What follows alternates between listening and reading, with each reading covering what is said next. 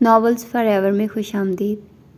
آج میں ایک کمپلیٹ ناول پڑھنے جا رہی ہوں جس کا نام ہے آؤ اب لوٹ چلیں، اور اس کی رائٹر ہے حنا حسن۔ یہ ایک بہت ہی اچھا ناول ہوگا یقیناً، اور آپ لوگوں کو پسند بھی آئے گا۔ اور ویسے میں آپ لوگوں کو سچ میں بتاؤں، میں آلریڈی یہ ناول پڑھ چکی ہوں، مطلب میں پورا ناول ریکارڈ کر کے اس کا اب انٹرو آپ لوگوں کے لیے ریکارڈ کر رہی ہوں الگ سے۔ تو مجھے بہت پسند آیا، اچھا ناول ہے، مطلب ہلکی پھلکی اسٹوری ہے، مزے کی ہے، آپ لوگوں کو مزہ بھی آئے گا۔ ایمرجنسی نکاح بیسڈ ہے اور آفٹر میرج بیسڈ ہے، تو اچھی اسٹوری ہے، کزنز کی ہے۔ اور خیر آپ لوگ جب خود سنیں گے تو آپ لوگوں کو زیادہ اچھا لگے گا، میں آپ لوگوں کا سسپینس خراب نہیں کرتی ہوں۔ تو اس کے علاوہ آپ لوگ اگر نمل ناول سن رہے ہیں تو میں بتا دوں کہ نمل ناول میں نے دوسرے چینل پر شفٹ کر دیا، بکس فار ایور چینل پر، اور وہاں پر اس کی 40 ایپیسوڈ آپ لوگوں کو مل جائے گی۔ اگر آپ لوگ سیکوینس کے ساتھ سن رہے ہو تو 39 جو ایپیسوڈ تھی، 39ویں ایپیسوڈ، اس کے نیچے میں نے 40ویں ایپیسوڈ کا لنک دے دیا ہے، تو آپ لوگ وہاں سے سن سکتے ہیں، آپ لوگوں کو فوراً پتہ چل جائے گا۔ اور اس کے علاوہ ڈیلی بیسس پر میں اپنے چینل پر اپلوڈ کر رہی ہوں ایپیسوڈز، وہاں پر بھی اویلیبل ہوتی ہیں، مطلب روزانہ ہی میں نمل پرووائڈ کر رہی ہوں، ایسا نہیں کہ میں گیپ دے رہی ہوں، روزانہ ہی ایپیسوڈز ملتی ہیں، ٹھیک ہے۔ تو اگر آپ لوگ سننا چاہتے ہیں تو سٹارٹ کر دیں، کیونکہ روزانہ ہی ایپیسوڈ ایک نہ ایک تو آتی ہے، تو آپ لوگوں کا اس طرح سے کمپلیٹ ہو ہی جائے گا، کیونکہ بہت لمبا ناول ہے، بہت زیادہ لمبا ناول، اور بہت بہت انٹرسٹنگ ناول ہے۔ مطلب آپ ایک دفعہ سننے لگ گئے نا تو آپ کا دل کرے گا یار آج ہی ختم ہو جائے، آج ہی ختم ہو جائے۔ اور جو سن رہے ہیں نا ان کا یہی ہے کہ آپ بھی جلدی ختم کریں، پلیز جلدی اس کو ختم کریں۔ پر خیر میں بھی انسان ہوں بھائی، میں بھی آپ لوگوں کو ایک ساتھ تو نہیں دے سکتی نا، تو پھر ویسے میں اس لیے بتا رہی ہوں آپ لوگوں کو، کچھ لوگ انتظار میں ہوں گے نا کہ ایپیسوڈز آ نہیں رہی ہیں، تو میں ان کو بتا رہی ہوں کہ بھئی ناول شفٹ ہو گیا، ایپیسوڈز آ رہی ہیں لیکن دوسرے چینل پر آ رہی ہیں۔ تو آپ لوگ بھی اگر ابھی تک اس چینل کو سبسکرائب نہیں کیا تو ضرور کیجئے، بے شک آپ لوگ نمل نہیں سن رہے ہیں، بکس فار ایور چینل کو ضرور سبسکرائب کیجئے گا، ٹھیک ہے۔ اور ایک اور ناول سٹارٹ کیا ہوا میں نے ناولز فار ایور PDF پر، جس کا نام ہے سبز رتوں کی جھلمل میں۔ ایکچولی میں نام بھول جاتی ہوں، بٹ خیر مجھے یاد آ گیا تھا، تو یہ والا ناول آپ لوگ وہاں پر جا کر سن سکتے ہو۔ بہت مزے کا، بہت انٹرسٹنگ فیملی بیسڈ ناول ہے اور بہت ہی مزہ آنے والا ہے اب اس ناول میں۔ تو آئیے جلدی سے سٹارٹ کرتے ہیں اس ناول کو بغیر کسی دیر کے۔ السلام علیکم۔ گھر میں داخل ہوتے ہی سامنے لکڑی کے پلنگ پر براجمان دادو کو سلام کیا اور فریش ہونے چلی گئی۔ نیلے رنگ کے ہلکے پھولدار پرنٹ لان کے قمیص شلوار میں وہ کافی نکھری نکھری لگ رہی تھی۔ ایسے کیا دیکھ رہی ہیں دادو؟ نہ جانے وہ کن خیالوں میں کھوئی اسے دیکھے جا رہی تھی۔ اس کے اچانک پکارنے پر وہ چونک سی گئی۔ تمہارا انتظار کرتے پتہ ہی نہیں چلا، کب 6 بج گئے۔ اس کی بات کو اگنور کر کے وہ پلنگ سے بمشکل سہارا لے کر اٹھی۔ دادو کیا بات ہے؟ آپ ٹھیک تو ہیں؟ آگے بڑھ کر انہیں تھامتے ہوئے وہ فکر مندی سے پوچھنے لگی۔ میری فکر مت کرو، میں ٹھیک ہوں، تھوڑی دیر تک واپس آ جاؤں گی۔ اس کا ہاتھ چھوڑ کر لاٹھی کا سہارا لے کر چلنے لگی۔ دروازہ بند کر لو۔ 1 منٹ دادو، آپ کہاں جا رہی ہیں؟ وہ سوالیہ انداز میں دیکھتے ہوئے ان کا راستہ روک کر سامنے کھڑی ہو گئی۔ دادو نے نظریں چرائی اور ایک لمحے میں وہ سمجھ گئی کہ وہ کہاں جا رہی تھی۔ ہرگز مجھ سے یہ مت کہیے گا کہ آپ ملک ہاؤس جا رہی ہیں۔ اب اس کی آواز میں واضح سختی تھی۔ میں جلدی آ جاؤں گی، وہ دراصل مسز حکان کی بھتیجی کی شادی ہے، سب وہاں گئے ہیں اور اکیلی بھی جان گھر پر ہے۔ تم تو جانتی ہو نا وہ اپنی بہو کے علاوہ میرے ہاتھ کا پکا پرہیزی کھانا کھاتی ہیں۔ زرینہ بیگم نے پوتی کے سرخ ہوتے چہرے کو دیکھا، پھر پھولی ہوئی سانس میں جلدی جلدی بتانے لگی۔ دادو آپ سے خود تو چلا نہیں جا رہا اور دوسروں کی فکر میں ہلکان ہوئے جا رہی ہیں۔ بیٹا 1 گھنٹہ کی تو بات ہے، میں ٹھیک ہوں، فکر نہ کرو۔ بی جان نے فون کیا تو میں انکار نہیں کر سکی، تم جانتی ہو نا ان کے کتنے احسان ہیں ہم پر۔ دادو بہت عرصے سے دیکھ رہی ہوں آپ کو ان کی خدمت کرتے ہوئے، یہاں تک کہ آپ کی ہڈیاں کمزور ہو گئی، لیکن احسانات ہیں کہ اتر ہی نہیں رہے، وہ جھنجلا کر بولی تھی۔ بیٹا کچھ احسانات کا بدلہ ہم ساری زندگی چاہ کر بھی نہیں اتار سکتے۔ یہ تو ابھی 1-2 سال ہوا तुम्हें जॉब करते हुए। मत भूलो कि इससे पहले तुम्हारी तालीम, घर का राशन पानी, हर चीज़ का खर्चा उनके ज़िम्मे था। दादू, इस सब के बदले आप दिन रात वहाँ काम करती रही हैं, और अब जबकि मैं एक अच्छी कंपनी में जॉब करके अच्छा खासा कमा रही हूँ तो कोई ज़रूरत नहीं है खुद को तकलीफ़ देने की। नाराज़गी से उनकी तरफ देखती हुई बोली, चलो ख़त्म करो इस बहस को, तुमसे कौन जीत सकता है। लेकिन खुद बताओ, किसी बीमार शख्स का भूखा रहना ठीक है क्या? वो मेरी आस लगाए अब तक भूखी बैठी होंगी। अगर तुम नहीं चाहती कि मैं जाऊँ तो फिर ऐसा करो, तुम चली जाओ। उसके ठटक कर देखने पर वो तेज़ी से बोली, आज पहली और आखिरी बार तुम चली जाओ। उनका लहजा इल्तिजाइया था। वो तहीर से उन्हें देखती रह गई। वो इतनी मजबूर क्यों थी? क्यों बेजान के एक दफ़ा बुलाने पर अपनी सेहत की परवाह किए बगैर वो दौड़ी चली जाती? वो हमेशा इस बात पर उनसे खफा होती। आज से पहले कभी वो उसे अपने साथ मलिक हाउस में नहीं लेकर गई थी। बेजान के हुक्म के तहत गाड़ी आती और ले जाती और फिर छोड़ कर भी जाती। आज पहली दफ़ा उन्होंने उसे जाने को कहा था और वो इनकार नहीं कर सकी। जानती थी कि वो चाहे जितना मर्जी उन्हें रोके वो नहीं रुकेंगी। और दूसरी तरफ उनकी सेहत भी ठीक नहीं रहती थी। कभी शुगर, कभी बीपी शूट। मारे बंदे उसे उनकी बात माननी ही पड़ी। Black Suzuki Swift Malik house की पार्किंग एरिया में रुके। 2 मंजिला सफ़ेद खूबसूरत इमारत, लंबे चौड़े दरवाजे को फलांगते हुए तवील राहदारी ने उसका इस्तकबाल किया। वो सफ़ेद मार्बल के फर्श पर सस्त रवि से कदम रखते इर्द गिर्द का जायज़ा ले रही थी। इमारत की ओर से झांकती सूरज की मध्यम किरणें बहुत दिलकश नज़ारा पेश कर रही थी। उसे मलिक हाउस नहीं, वाइट हाउस होना चाहिए था। खुद से मुखातिब वो लाउंज के सफ़ेद लकड़ी के दरवाजे के पास पहुंची। वहाँ मुलाजमत ज़रीना बेगम के इंतज़ार में खड़ी थी। दादो की तबीयत ठीक नहीं है, इसलिए मैं आ गई। उसके सवालिया अंदाज में देखने पर वो फ़ौरन ही बोल पड़ी, अच्छा ठीक है, इस तरफ आ जाओ। अभी भी जान सोई हुई है, तुम जल्दी से उनके लिए खाना तैयार कर दो। सुबह से उन्होंने एक ही रट लगाई है। ज़रीना खाना बना कर देगी तो खाऊंगी। वो मुँह बिगाड़ कर उसे बताती हुई किचन तक आ गई। वैसे उन्हें डेली खाना कौन बना कर देता है? उसने हैरान होते हुए पूछा, क्योंकि दादो तो काफ़ी अरसे से काम छोड़ चुकी थी। वो बेगम साहिबा खुद बना कर देती हैं। अब तुम जल्दी जल्दी हाथ चलाओ, और हाँ, अगर कुछ चाहिए तो खुद ढूंढ लेना, आवाज़ मत लगाने बैठ जाना। बीजान नीम की बहुत कच्ची है, मैं यहाँ नहीं रुक सकती। मेरा काम हर वक्त उनके साथ रहना है। तुम समझ गई ना? वो जो गुमसुम उसे सुने जा रही थी, उसके पूछने पर सर हिलाकर रह गई। मुलाजमा सब समझा कर जा चुकी थी। उसने अपनी मदद आपके तहत काम शुरू किया। वो हमेशा से काम लगन और दिलजमे से करने की आदी थी।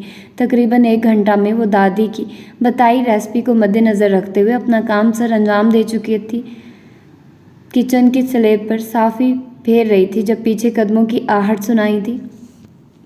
चची प्लीज़ ऐसा नहीं करें, मेरी आंखें जल जाएंगी, मुझे दिखाई नहीं देगा, मुझे माफ़ कर दें, मुझ पर यह जुल्म ना करें। वो बिलक रही थी, तकलीफ़ से रो रही थी, चीख रही थी, मगर आपदा पर एक ही जुनून सवार था, तुम्हारी इन्हीं आंखों की वजह से मेरी बेटी के लिए आए रिश्ते तबाह हो जाते हैं। आज मैं तेरी इन फसादी आंखों को ही ख़त्म कर दूंगी। तुमने हमारी ज़िंदगी तबाह कर दी। अल्लाह जाने कहाँ से किसकी गंदगी को उठा लाई है अम्मा, और लाकर हमारे सरों पर मुसल्लत कर दिया है। मुसलसल उस पर हाथों और पाँव से वार किए जा रही थी, और वो अपने बचाव में कभी सर पर हाथ रखती, कभी टांगों पर, और कभी अपने मुंह को उनके जूतों की ठोकर से बचाती। बेहाल हो चुकी थी।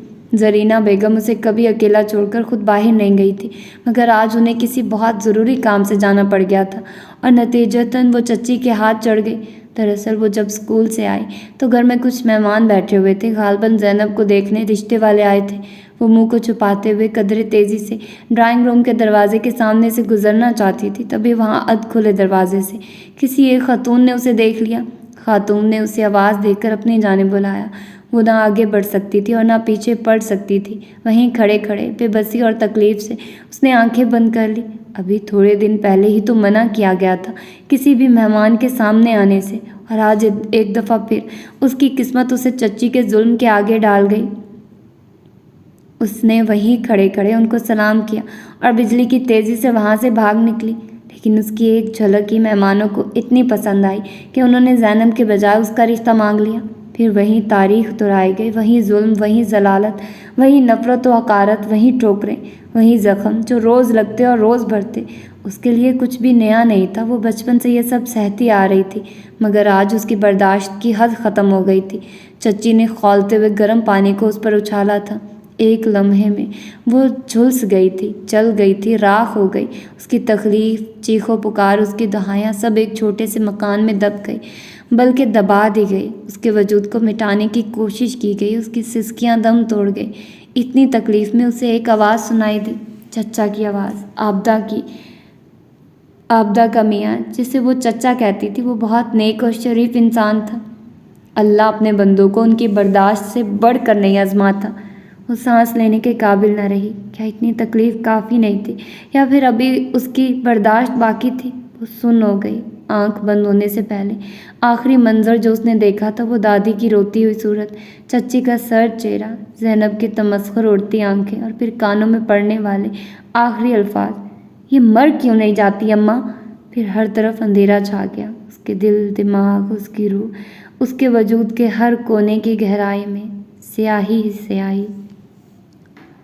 3 کپ چائے جلدی گیسٹ روم میں پہنچا دیں، وہ حکم صادر کر کے الٹے قدم واپس جانے لگا۔ ایکسکیوز می، آپ مجھ سے مخاطب ہیں؟ وہ حیران ہوتے ہوئے پوچھ رہی تھی۔ شاید یہ مجھے ملازمہ سمجھ رہا ہے، اس نے سوچا۔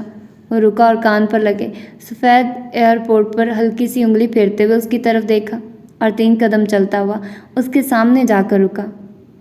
کیا یہاں آپ کے علاوہ کوئی اور بھی موجود ہے؟ کہتے ہوئے ادھر ادھر نظر گھمائی، جیسے کہہ رہا ہو مجھے تو دکھائی نہیں دے رہا، کیا تمہیں دکھائی دے رہا تو بتاؤ۔ چہرے پر بلا کی سنجیدگی اس نے رک کر ایک نظر سامنے آنکھوں میں ناگواری لیے کھڑی نیلے رنگ کے لباس میں ملبوس بڑی بڑی مگر اجنبی آنکھیں، چہرہ ملائی جیسا سفید مگر نم، پسینے سے چمکتا ہوا پرکشش، ہونٹ سختی سے بھینچے، بالوں کو پیچھے کی جانب جوڑے کی شکل میں پن کی مدد سے سپورٹ دی، یوں کہ اگر پن نکل جائے تو بال آبشار کی طرح کمر پر پھیل جائیں۔ وہ کچھ لمحے اسے دیکھتا رہا۔ اگر آپ اچھی طرح گھور چکے ہوں تو ذرا راستے سے ہٹ جائیے پلیز، وہ تنفر اور سنجیدگی سے بلا جھجک بولی، جو اسے تاڑ رہا تھا۔ ایک لمحے کے لیے وہ سٹپٹا گیا۔ آپ اتنی خوبصورت بھی نہیں ہیں کہ ملک ہشام کو آپ کا راستہ روکنا پڑ جائے، اور جہاں تک گھورنے کی بات ہے تو آج سے پہلے آپ کو یہاں دیکھا نہیں۔ اینی ویز 3 کپ چائے گیسٹ روم میں۔ وہ ابھی مزید کچھ کہتا کہ اس کی بات کاٹ کر وہ ٹھنڈے لہجے میں بولی، میں آپ کی ملازمہ نہیں ہوں، مجھے اس سے کوئی غرض نہیں کہ آپ کون ہیں۔ اگلے 5 منٹ میں چائے اور کچھ سنیکس گیسٹ روم میں پہنچ جانے چاہیے، روبدار آواز میں حکم دیتا، لمبے ڈنگ بھرتا وہاں سے چلا گیا۔ پیچھے وہ ماتھے پر آئے پسینے کو غصے سے صاف کرتی، صافی وہیں پھینک کر کچن سے باہر نکل آئے۔ چائے بناتی ہے میری جوتی، بدتمیز، نہ دیکھنے کی تمیز اور نہ بولنے کا سنس، بگڑا ہوا ملک زادہ۔ اتنا تو وہ جانتی ہی تھی کہ ملک حقان کا ایک بیٹا اور ایک بیٹی ہے، اور اسے یقین تھا یہ ملک زادہ بھی اسی ملک ہاؤس کا مکین ہے۔ ڈرائیور اسے روکنے کی کوشش کرتا رہا، مگر وہ انسنی کر کے چلی آئی۔ بہت مشکل سے اسے ایک رکشہ ملا۔ رات 8 بجے کے قریب وہ گھر پہنچی تھی۔ آتے ہی بنا کچھ کہے سو گئی۔ صبح اسے جلدی آفس جانا تھا۔ جب اس کی آنکھ کھلی تو وہ ہسپتال میں تھی۔ دادی اس کے پاس بیٹھی تسبیح رول رہی تھی۔ گاہے بگاہے وہ اس پر کچھ پڑھ کر پھونکتی۔ اس کی آنکھیں کھلی دیکھ کر وہ تڑپ کر اس پر جھکی۔ اس کے زخمی ماتھے پر بوسہ دیتے ہوئے ان کی آنکھیں چھلک رہی تھی۔ گلاب چہرہ مرجھایا ہوا تھا، جگہ جگہ زخموں کے نشان تھے جن پر ہلکی سی بینڈیج کی گئی۔ اس نے اٹھنے کی کوشش کی تو انہوں نے روک دیا۔ لیٹی رہو میری جان، بیٹھتے ہوئے تکلیف ہوگی۔ وہ ان کا فکر مند چہرہ دیکھ کر زخمی انداز میں ہنستی۔ کیا اس درد سے بھی زیادہ درد ہو سکتا ہے؟ اس نے بے بسی سے اپنا بازو دیکھا جس کا ایک حصہ بری طرح جلا ہوا تھا، یعنی اس کی خوبصورتی پر ہمیشہ کے لیے مہر لگا دی، جلنے کی مہر، بدنما داغ جو کبھی نہ مٹتا۔ اگر کبھی مٹ بھی جائے تو اس زخم سے سہی جانے والی تکلیف کو وہ کبھی نہیں بھول پائے گی۔ وہ منظر آنکھوں میں ابھرا تو وہ کراہ کر رہ گئی۔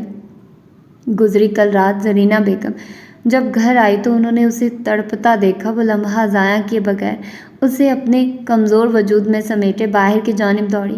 کیسے وہ اسے ہسپتال لے آئی وہ اور ان کا رب ہی جانتا تھا۔ ہاسپٹل میں انہیں ایک کال وصول ہوئی تھی جس کے بعد ہر چیز بدل گئی۔ اس کے پوچھنے پر انہوں نے صرف اتنا بتایا کہ میری ایک عزیزہ ہے جو جانتی ہے ہم ان کے پاس شہر شفٹ ہو جائیں، اور چچی اس نے بے ساختہ پوچھا، کیونکہ زرینہ بیگم کی ایک ہی اولاد تھی، سراب خان، جس کی کچھ عرصہ پہلے ہی ایکسیڈنٹ میں موت ہو گئی، اور اس کے 3 بچے تھے، سدرا، فرقان اور علی۔ سراب خان اپنے بچوں سے بڑھ کر ہانی سے پیار کرتا تھا۔ چچی کو یہ بات بھی ہضم نہیں ہوتی تھی۔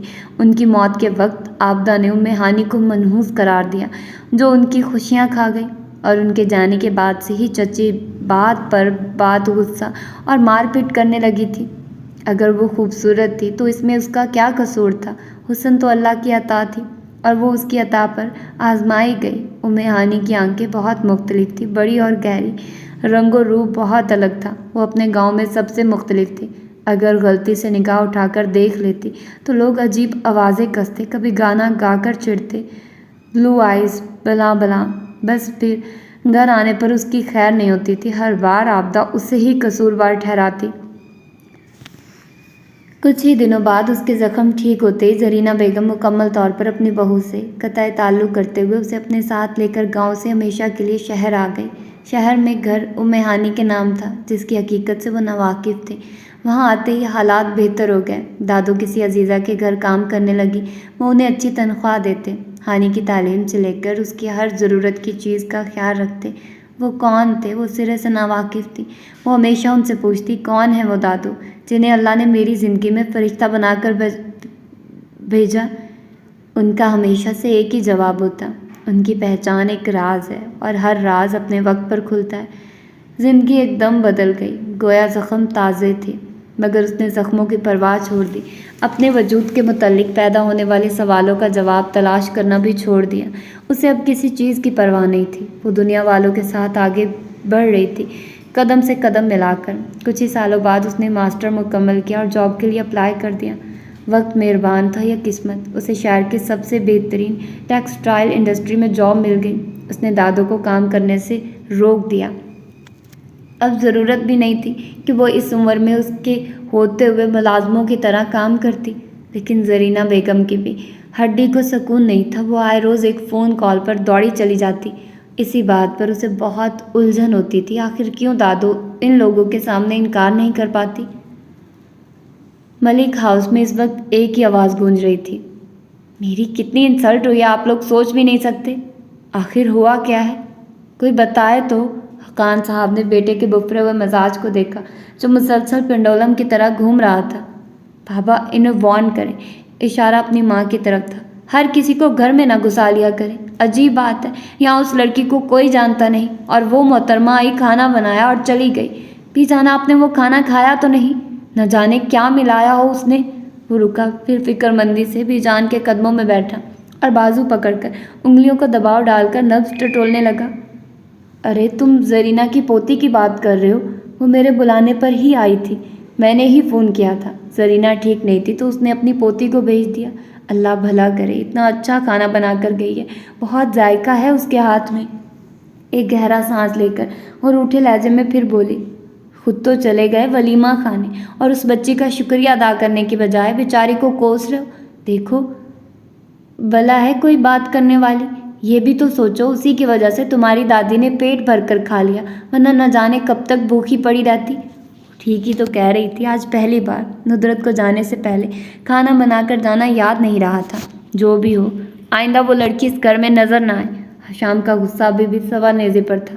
ندرت اور حقان جانتے تھے بھی جان کو کتنا لگاؤ ہے زرینہ سے۔ عمر کا ایک حصہ اس نے ان کے نام کیا تھا۔ ندرت اور حقان اٹھ کر اپنے روم کی طرف چلے گئے۔ ابھی وہ ولیمہ اٹینڈ کر کے آئے ہی تھے کہ شام نے گھر سر پر اٹھایا ہوا تھا۔ وہ میٹنگ کے سلسلے میں مصروف تھا، اسی لیے شادی اٹینڈ نہ کر سکا۔ میٹنگ کے بعد وہ 2 دوستوں کو ساتھ لیے گھر آ گیا۔ اسے اندازہ نہیں تھا کہ ایک ملازمہ بھی جان کے پاس رکی ہے اور دوسری ماما لوگوں کے ساتھ گئی ہے۔ پہلی دفعہ اسے اپنے گیسٹ کے سامنے شرمندہ ہونا پڑا، اور وجہ صرف وہ لڑکی تھی۔ 3 کپ چائے ہی کی تو بات تھی، میں نے کون سا پہاڑ کاٹنے کو کہہ دیا تھا؟ اور ایک بھی جان کی زبان ہے کہ ابھی تک اس کا ورد کیے جا رہی ہے۔ چپ چاپ مجبوراً ان کے پاس بیٹھا دانت پیستا رہا۔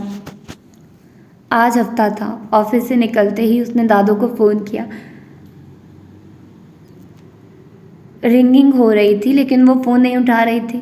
آج سے پہلے تو ایسا کبھی نہیں ہوا۔ وہ فکر مند سی سڑک کے کنارے موبائل ہاتھ میں تھامے کھڑی تھی۔ اگلا خیال آتے اسے ماتھے پر ہاتھ رکھا उफ दादो से याद आया, वो मलिक हाउस फिर से जाने का कह रही थी। वो ना चाहते हुए भी उनके लिए एक बार फिर मलिक हाउस के दरवाजे पर पहुंच गई।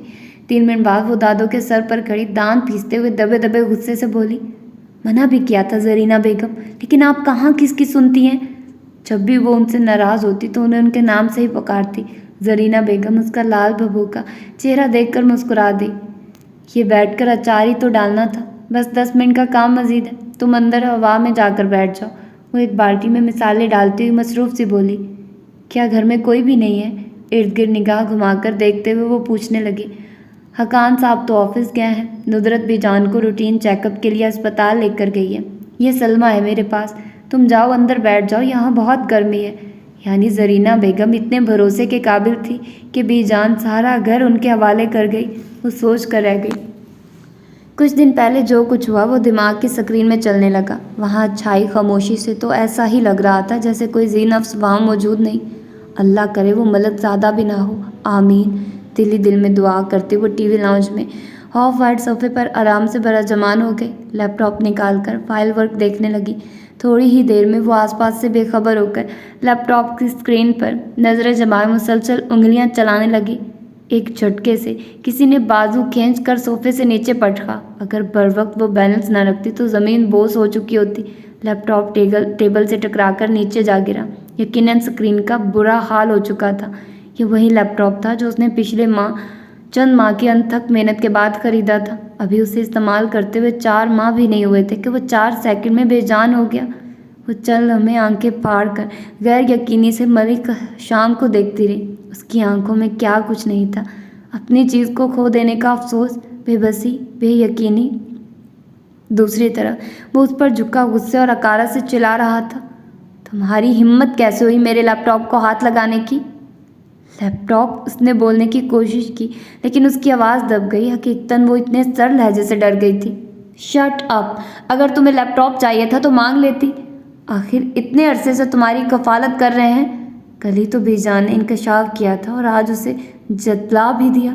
वो ये क्या कह रहा था? उसकी तस्खीर तमस्खुर उड़ा रहा था। एक लैपटॉप भी ले ही देते। अल्फाज थे या बारूद के गोले।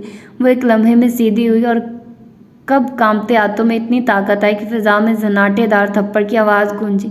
मलिक शाम बेयकीनी से उस नाजुक सी लड़की को देखने लगा और उसकी हरकत पर मजीद गुस्से में आए, यहाँ तक कि उसकी कनपटी की रगें बाहर को उभरने लगी थी। तुम्हारी इतनी हिम्मत? उसने बाजू पकड़कर मरोड़ा तो वो दर्द से चीखती हुई उसके बाजुओं के साथ ही झूल कर रह गई। अगर मेरे घर वालों ने मुझे औरतों से बात करने की तमीज़ ना सिखाई होती तो फिर मैं तुम्हें इस थप्पड़ का मतलब बहुत अच्छे से समझता। उसकी पुश्त पर आंखें गाड़े कर आया था। देखो, मेरा हाथ छोड़ो, प्लीज़ छोड़ दो। उसे एक मर्द पर हाथ नहीं उठाना चाहिए था। इस बात का एहसास उसे बहुत बाद में हुआ। वो अभी ज़ोर से चिल्ला ही रही थी कि उसी लम्हे लाउंज का दरवाज़ा खुला और सब आगे पीछे हक्का बक्का अंदर दाखिल हुए। इतनी ऑकवर्ड सिचुएशन थी। मलिक हशाम ने उसका बाजू दबोच रखा था और वो उसके बाजू पर झुकी मुसलसल खुद को आज़ाद करवाने की कोशिश कर रही थी। ये लम्हा सबकी आंखों पर कैद होकर रह गया था। सब ने वही सोचा जो उन्होंने देखा। कब मलिक हशाम ने उसका हाथ छोड़ा और कब वो दादो की तरफ भागी। उसका दिमाग माउफ होने लगा। दादो रो रही थी। बेजान ने नुदरत से कहा, हकान को कहो अभी और इसी वक्त घर आए। लेकिन बेजान, नुदरत ने कुछ कहना चाहा। जो कहा है वो करो। सरीना उठो और मेरे कमरे में आओ अभी। फिर वो तनपुर से मलिक हशाम को देखने लगी थी जो टेबल को पाँव से ठोकर मारता बाहर को जाने लगा। अगर एक कदम भी तुमने घर से बाहर रखा तो इस घर के दरवाजे तुम पर हमेशा के लिए बंद हो जाएंगे। वो दुबंग आवाज़ में घराई थी। बेजान मैं उस सख्ते की हालत में मुनमुनाया। उसने बचपन से उनके लहजे में मिठास देखी थी। आज हकारत देखकर उसे यकीन नहीं आ रहा था। हकान साहब इमरजेंसी में घर पहुंचे। सारी सूरत हाल जानकर वो परेशान हुए और बेजान की डिमांड सुनकर वो हक्का बक्का रह गए। बेजान, ये बहुत बड़ा फैसला कर रही हैं आप। हकान, क्या तुम्हें उस बच्ची की इज्जत का ख्याल नहीं है? जरीना को देखो, रो रो कर हलकान हो गई है। घर के मुलाजमों ने भी देखा है, हशाम ने उसका बाजू ज़बरदस्ती पकड़ा हुआ था। बेजान, मैं हशाम से कहता हूँ वो सबके सामने उससे माफ़ी मांग लेगा। वो जानते थे जो बेजान कह रही हैं, वो कभी वैसा करने पर राज़ी नहीं होगा। माफ़ी से क्या होगा? उसकी इज्जत तो वापस नहीं आएगी ना। किस किस की ज़बानें पकड़ोगे? और वो बच्ची तो पहले ही बेआसरा है। जरीना किस किस को सफाइयाँ देगी? یہ معاشرہ ظالم ہے، ایک ذرا سی بات اس بچی کی زندگی تباہ کر دے گی۔ تم سب کو میرا فیصلہ ماننا ہی پڑے گا۔ وہ اپنی بات پر بضد تھی اور پھر بند کمرے میں ایک راز فاش ہوا اور وہ ان سب کو بھی جان کی بات ماننے پر قائل کر گیا۔ ہانی اور اشام نے بہت واویلا مچایا لیکن کسی نے ان کی ایک نہ سنی۔ بڑوں کے درمیان کیا بات چیت ہوئی وہ موضوع گفتگو ہوتے ہوئے بھی لاعلم تھے، اور ٹھیک مغرب کے بعد ان کا نکاح ہو گیا، اتنی اچانک کہ سانس لی نہیں اور دم نکل گیا۔ وہ نکاح کے بعد سے غائب تھا۔ حقان ٹی لاؤنج میں صوفے پر نیم دراز آنکھیں موندے اس کا انتظار کر رہے تھے۔ اسے گھر آنے کے بعد یہاں سے ہو کر ہی کمرے تک جانا تھا۔ 3 بجے کے قریب وہ گھر آیا اور بابا کو دیکھ کر چونک گیا، پھر دبے قدم کمرے تک جانے کی کوشش کی مگر حقان کی آواز نے روک لیا۔ یہ کوئی ٹائم ہے گھر آنے کا؟ وہ اٹھ کر بیٹھ گئے۔ کچھ دیر تنہائی چاہیے تھی، اب لڑکی تو ہوں نہیں کہ کمرہ بند کر کے بیٹھ جاؤں۔ ان کے ساتھ صوفے پر بیٹھتے ہوئے وہ روٹھے مگر طنزیہ لہجے میں بولا تھا، کمرہ بند کر کے بیٹھتے تو اچھا تھا، کم از کم ماں باپ کو تسلی تو ہوتی کہ ان کی اولاد گھر پر ہی موجود ہے۔ میری نیندیں تو اڑا دی، مگر خود کیوں نہیں سوئے ابھی تک؟ اس نے گھڑی پر نظر ڈال کر پوچھا۔ تمہارا انتظار کر رہا تھا۔ بیٹا میں جانتا ہوں تم ہم سے ناراض ہو، مگر یقین کرو اس سارے معاملے میں ہمارا کوئی ہاتھ نہیں۔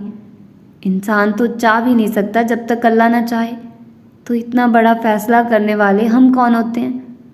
بابا میں ابھی شادی نہیں کرنا چاہتا تھا۔ وہ خفگی سے ان کی طرف دیکھنے لگا۔ ابھی تو بتایا بیٹا، قسمت کے آگے انسان کی چاہت کوئی معنی نہیں رکھتی، یہ سب اسی کا کھیل ہے۔ انسان کو چونکا دینے والی شے قسمت ہے۔ مگر بابا ایسے بھی بھلا کوئی شادی ہوتی ہے؟ میں اسے جانتا بھی نہیں اور نہ وہ مجھے جانتی ہے۔ ہمارے ملک میں ایسی ہی شادیاں ہوتی ہیں، ساری جان پہچان شادی کے بعد۔ تمہارا بھی نکاح ہو گیا، کچھ ہی دنوں میں شادی ہو جائے گی، پھر جتنا چاہو ایک دوسرے کو جان لینا۔ کچھ دیر ان کے درمیان خاموشی چھائی رہی۔ بیٹا تم وہ سمجھدار مرد ہو جس نے چھوٹی سی عمر میں باپ کے ساتھ بوجھ بانٹا، اپنے بل بوتے پر تم نے کنسٹرکشن کمپنی کی بنیاد رکھی اور آج کامیاب بزنس مین کے طور پر لوگ تمہیں جانتے ہیں۔ وہ بچی آج سے تمہارے نام کے ساتھ جانی جائے گی۔ مجھے تم پر بھروسہ ہے، تم اپنی عزت کے ساتھ اس کی عزت کا بھی خیال رکھو گے۔ وہ بات ختم کر کے اٹھ گئے۔ بابا تو ان لڑکیوں کا کیا ہوگا جو آفس میرے ارد گرد گھومتی ہیں؟ اس نے شریر لہجے میں کہتے ہوئے آنکھ دبائی۔ حقان نے رک کر گھوری سے نوازا۔ ارد گرد گھومنے والوں پر توجہ دینے کی بجائے اپنے ساتھ کھڑے لوگوں کے بارے میں سوچنا چاہیے، یہ کہتے ہوئے ان کے لہجے میں سکون تھا۔ پھر وہ اپنے روم کی طرف چلے گئے۔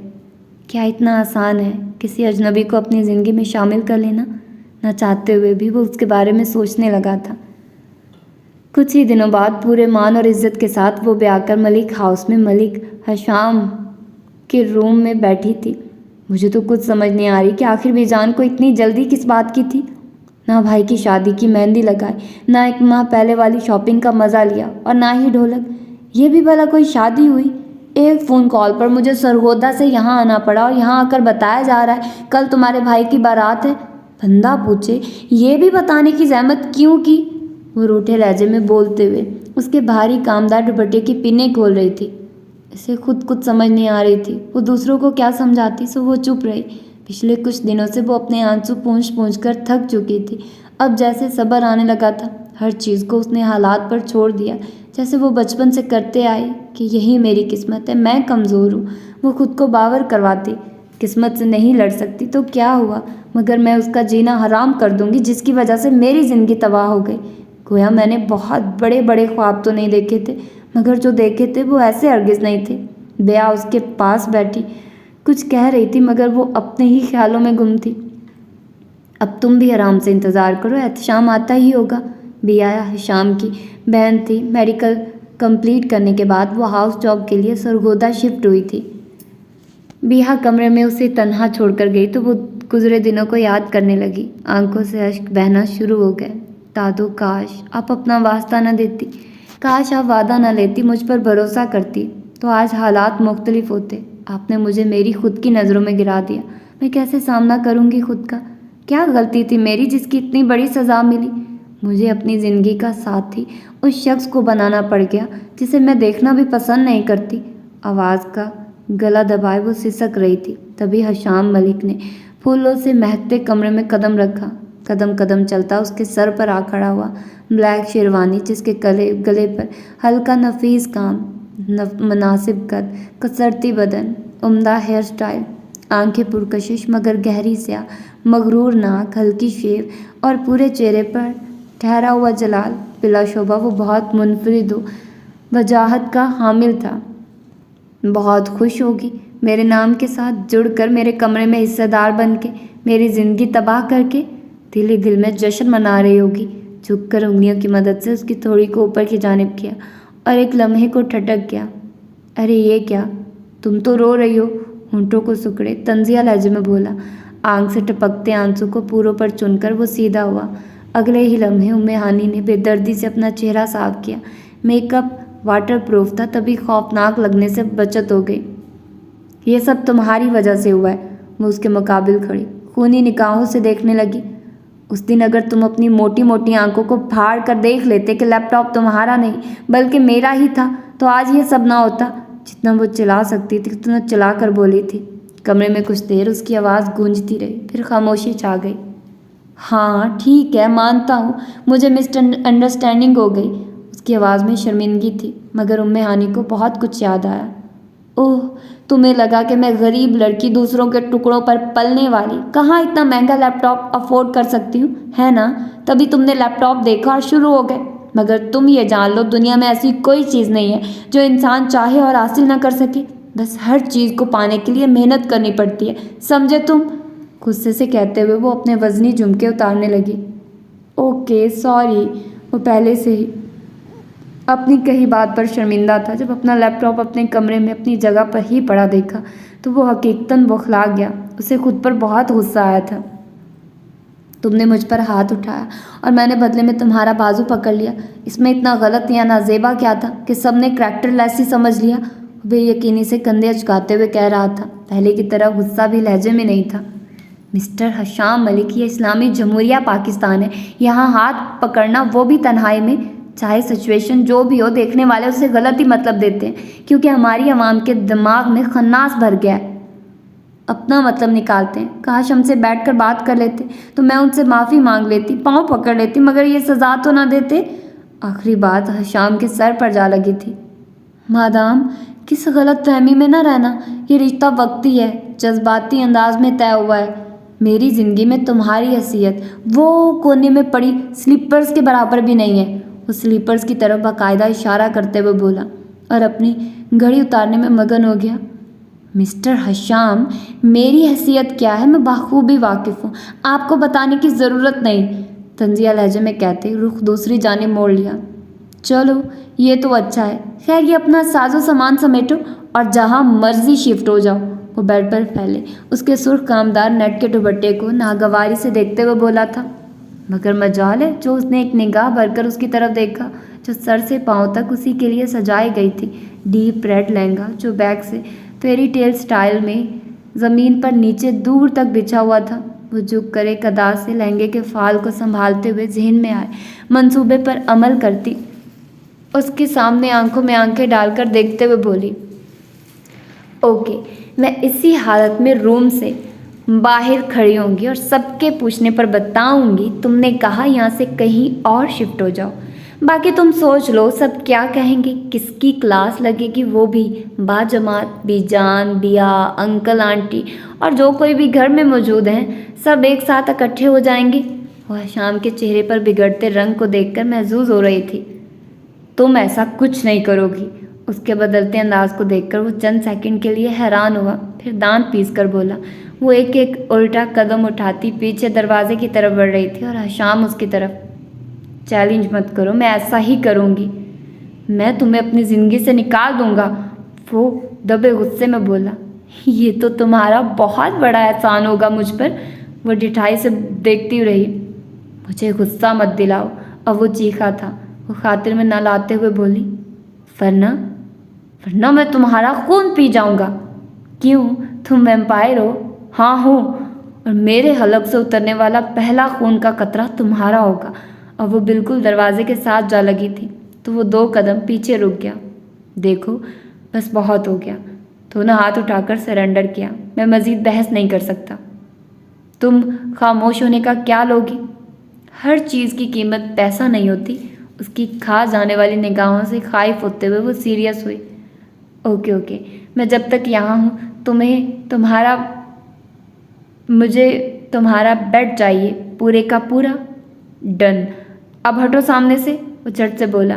دروازے کے سامنے سے ہٹتے ہوئے کچھ سوچنے والے انداز میں بولی، اور ہاں تم ایسا کرو یہاں نیچے۔ ارے نہیں، ملک شام جو اپنی ناک پر مکھی نہیں بیٹھنے دیتا، وہ نیچے کیسے سو سکتا ہے؟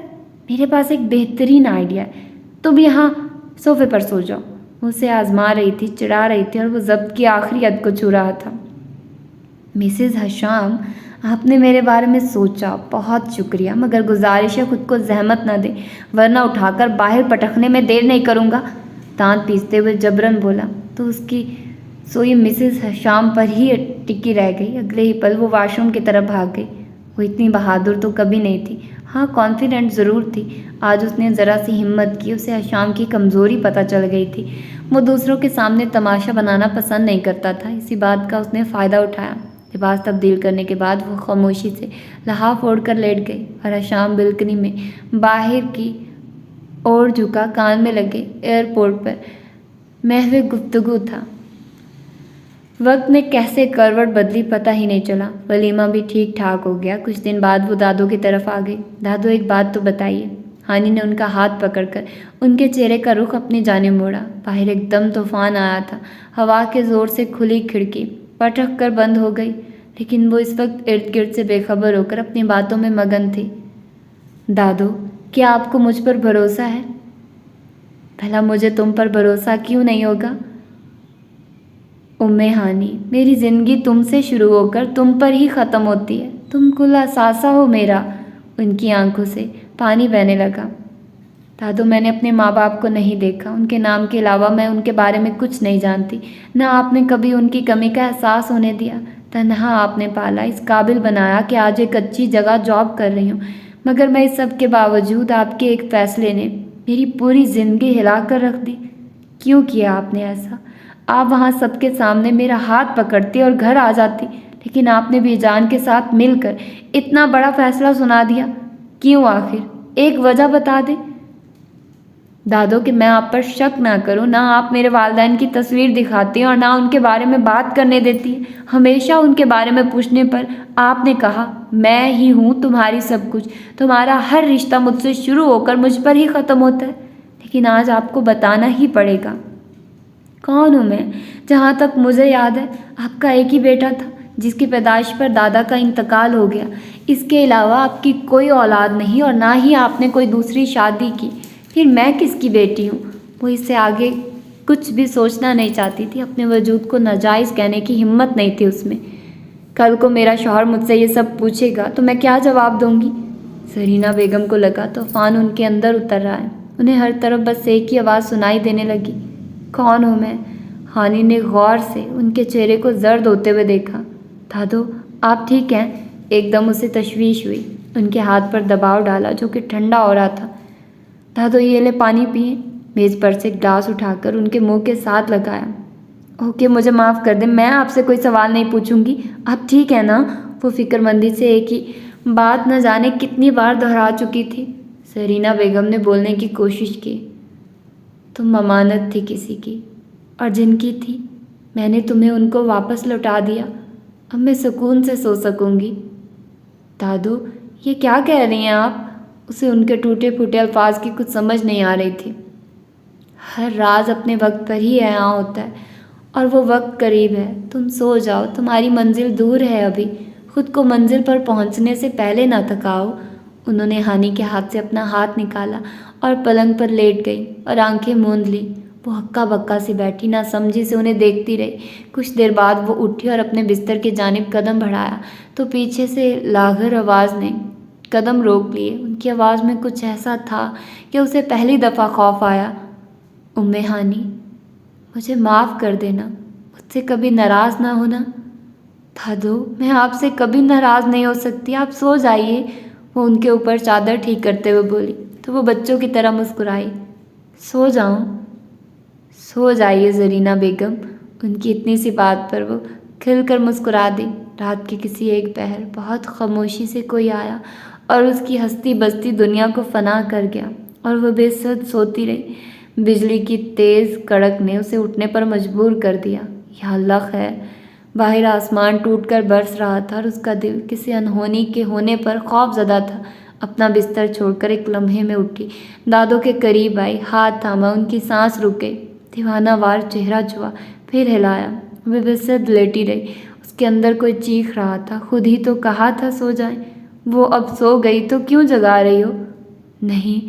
خود کو سنبھالتے ہوئے اس نے دادوں کا موبائل اٹھایا، ابھی جان کے ڈرائیور کو کال کی۔ کب وہ ڈرائیور آیا، کب کسی نے ڈاکٹر کو بلایا؟ محلے والے کیسے برستی بارش میں اکٹھے ہوئے، رات کی تاریکی خود میں سارے جذبات چھپائے، نہ جانے کب چھپ گئی۔ آپ سورج نکلا اور سب روشن ہو گیا۔ وقت پنکھ لگا کر اڑنے لگا۔ آج دادوں کو گئے پورے 10 دن ہو گئے تھے۔ وقت زخم ہے تو مرہم بھی وقت ہے، نہ وقت کا لگایا زخم ٹھیک ہوتا ہے اور نہ وقت مرہم لگانا چھوڑتا ہے۔ بس اسی اتار چڑھاؤ میں طرز زندگی بدل جاتی ہے۔ سینے پر زخم چھپا کر بھی جینا ہی پڑتا ہے۔ پہلے ہی وہ کم گو تھی، اب تو بالکل چپ ہو کر رہ گئی تھی۔ بے جان دادوں کی وفات کے بعد ہی اپنے ساتھ واپس لے آئی تھی۔ حشام اپنے آفس کے کام سے دبئی گیا ہوا تھا۔ ولیمہ کے بعد سے اس کا سامنا حشام سے ان 10 دنوں میں ایک دفعہ بھی نہیں ہوا تھا۔ اسے بھی پرواہ نہیں تھی، بس ایک گلہ تھا۔ جب سب اسے تسلی دے رہے تھے، غم بانٹ رہے تھے، تو کیا ہو جاتا اگر ایک دفعہ کہہ دیتا، مت رو، میں تمہارے ساتھ ہوں۔ خیر میں کیوں سوچ رہی ہوں اس کے بارے میں، میری بلا سے وہ بھاڑ میں جائے۔ وہ سوچوں سے چھٹکارا پانے کی کوشش میں کروٹ پر کروٹ لیے جا رہی تھی۔ رات کے کسی پہر نیند کی دیوی اس پر مہربان ہو ہی گئی۔ رات کے کسی پہر انجانے احساس کے تحت اس کی آنکھ کھلی۔ چیخ روکنے کے انداز میں منہ پر ہاتھ رکھ کر وہ بیڈ سے ایسے نیچے کودی جیسے کوئی بھوت دیکھ لیا ہو۔ نائٹ ڈریس میں ملبوس، اوندھے منہ لیٹا، ہلکی بڑھی ہوئی شیو پیوست گھنی پلکیں، نائٹ بلب کی روشنی میں اس کا چہرہ کھلتے گلاب کی طرح چمک رہا تھا۔ وہ خفگی سے اسے دیکھتی بلکہ گھورنے لگی۔ اگلے لمحے کسی انجانی کشش کے باعث اس کی بھی آنکھ کھل گئی۔ اسے سامنے کھڑا پا کر اس نے بازو کھینچا تو وہ بیڈ کے کنارے پر ٹک سی گئی۔ کیا ہوا؟ اٹھ کیوں گئی؟ وہ آنکھیں ملتے ہوئے پوچھنے لگا۔ پھر وہ ٹھٹک کر رکا اور بے یقینی سے اسے دیکھا، پھر ایسے ہی دیکھتا رہا یہاں تک کہ وہ نروس ہونے لگی۔ ایسے کیا دیکھ رہے ہیں؟ اسے ٹھنڈے پسینے آنے لگے۔ اس کی ایسی نگاہ کی وہ کہاں عادی تھی۔ چہرے پر بلا وجہ خون کی گردش تیز ہوئی۔ تمہاری آنکھوں کا رنگ، کیا تم لینس لگا کر سوتی ہو؟ اسے سمجھ نہیں آیا کہ وہ پہلے کیا پوچھے۔ ہانی کی رکتی سانس بحال ہوئی تو یہ وجہ تھی اس کے ٹھٹک کر دیکھنے کی۔ نہیں، یہ میری نیچرل آئیز ہیں۔ کیا مطلب؟ نیند اچانک غائب ہو گئی اور وہ اٹھ کر بیٹھ گیا۔ اس کی نیلی بے انتہا خوبصورت آنکھوں میں دیوانہ وار دیکھنے لگا جو سامنے والے کو مسمرائز کرنے کی صلاحیت رکھتی تھی۔ تمہارا لینس دن کی روشنی میں تو براؤن تھا، پھر اب بلیو کیسے؟ وہ حیران تھا۔ فار یور کائنڈ انفارمیشن، یہ بلو نہیں ہے، بریلینٹ بلو کلر ہے۔ ایک ہی بات ہے، جھنجھلا کر بولا۔ ایک ہی بات نہیں ہے، خیر بہت چھوٹی تھی تب سے براؤن لینس کا استعمال کر رہی ہوں، اور جب کبھی بھول جاتی تھی تو بہت سی پرابلم فیس کرنی پڑتی، اب تو عادت ہو گئی ہے۔ وہ ہلکا سا مسکرا کر بتانے لگی۔ لیکن کیوں؟ ابھی تک اس کا ہاتھ حشام کے ہاتھ میں تھا۔ دادوں کو وہم تھا کہ کہیں تم جیسا انسان یا شیطان یا جن یا بھوت میری آنکھوں پر فدا نہ ہو جائے، بس اسی لیے وہ چاہتی تھی میں آرٹیفیشل عام سے رنگ کو استعمال کروں۔ یہ کیا بات ہوئی؟ دنیا بڑی پڑی ایسی خوبصورت آنکھوں سے۔ تم مجھے خوبصورت کہہ رہے ہو؟ وہ ایک ناز سے مسکرائی تھی۔ نہیں، میں باقی دنیا کی بات کر رہا ہوں۔ دل توڑنا تو کوئی حشام ملک سے سیکھے۔ ہو گئی دنیا خوبصورت میری دادوں کے لیے، میں ہی پوری دنیا تھی۔ وہ منہ بسور کر جواب دیتی صوفے پر جا کر لیٹ گئی اور تھوڑی ہی دیر بعد دوبارہ سو گئی۔ حشام ملک کافی دیر اس کی بند آنکھوں کو دیکھتا رہا۔ حسن آزمائش ہے، سنا تھا، مگر آج دیکھ بھی لیا اور محسوس بھی کیا۔ اس کے دل و دماغ کی اسکرین پر وہ آنکھیں پیوست ہو گئی۔ ان سے پیچھا چھڑانا اب ناممکن تھا۔ صبح نک تیار ہو کر وہ آفس جانے کے لیے اس کے اٹھنے سے پہلے ہی کمرے سے باہر آ گئی۔ لاؤنج میں آتے ہی پہلا سامنا بے جان سے ہوا۔ کہیں جا رہی ہو؟ انہوں نے اسے سر سے پاؤں تک دیکھا، پھر اس کے ایک کندھے پر لٹکے چھوٹے سے بیگ کو دیکھ کر پوچھا۔ جی آفس سے کال آئی ہے، اگر مزید چھٹیاں کی تو وہ ہمیشہ کے لیے چھٹی کروا دیں گے، انہیں بتاتے ہوئے بیگ کی زپ بند کرنے لگی تو بے جان فوراً بولی، یہ کون ہے جو ہماری بہو کو دھمکی دے رہا ہے؟ سکندر حسان احمد نام تھا یا بم جو بے جان کے کان میں دھماکے کی طرح پھٹا اور وہ اچھل کر رہ گئی۔ کیا بتایا؟ سکندر حسان احمد؟ جی ایسے انڈسٹری کے مالک؟ ان کے بدلتے چہرے کو دیکھ کر مدھم سا بولی، اس نے تمہیں دیکھا ہے؟ وہ اب لاٹھی کا سہارا لیتی اس کے قریب چلی آئی۔ اس نے تمہیں دیکھا ہے؟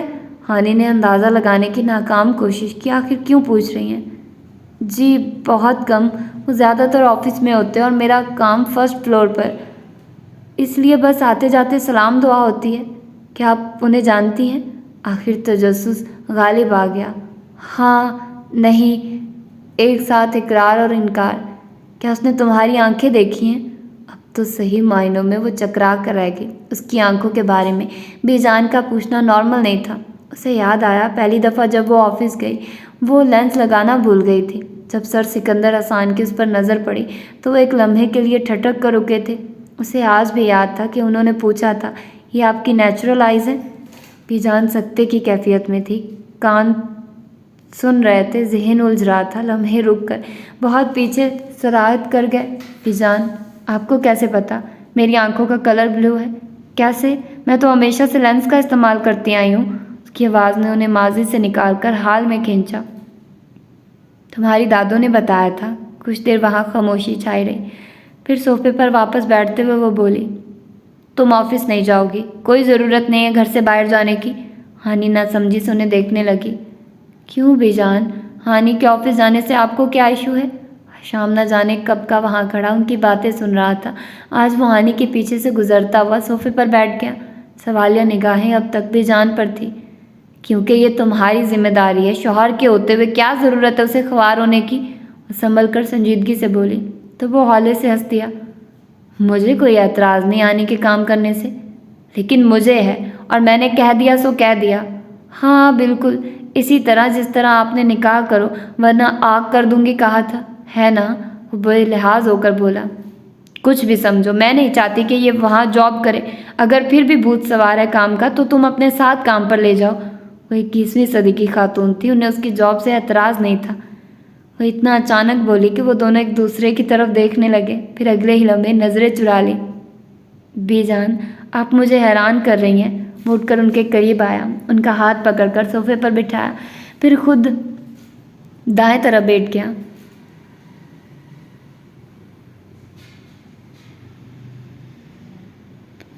ہانی اب ٹی لاؤنج کے بیچوں بیچ کسی کشمکش میں کھڑی تھی۔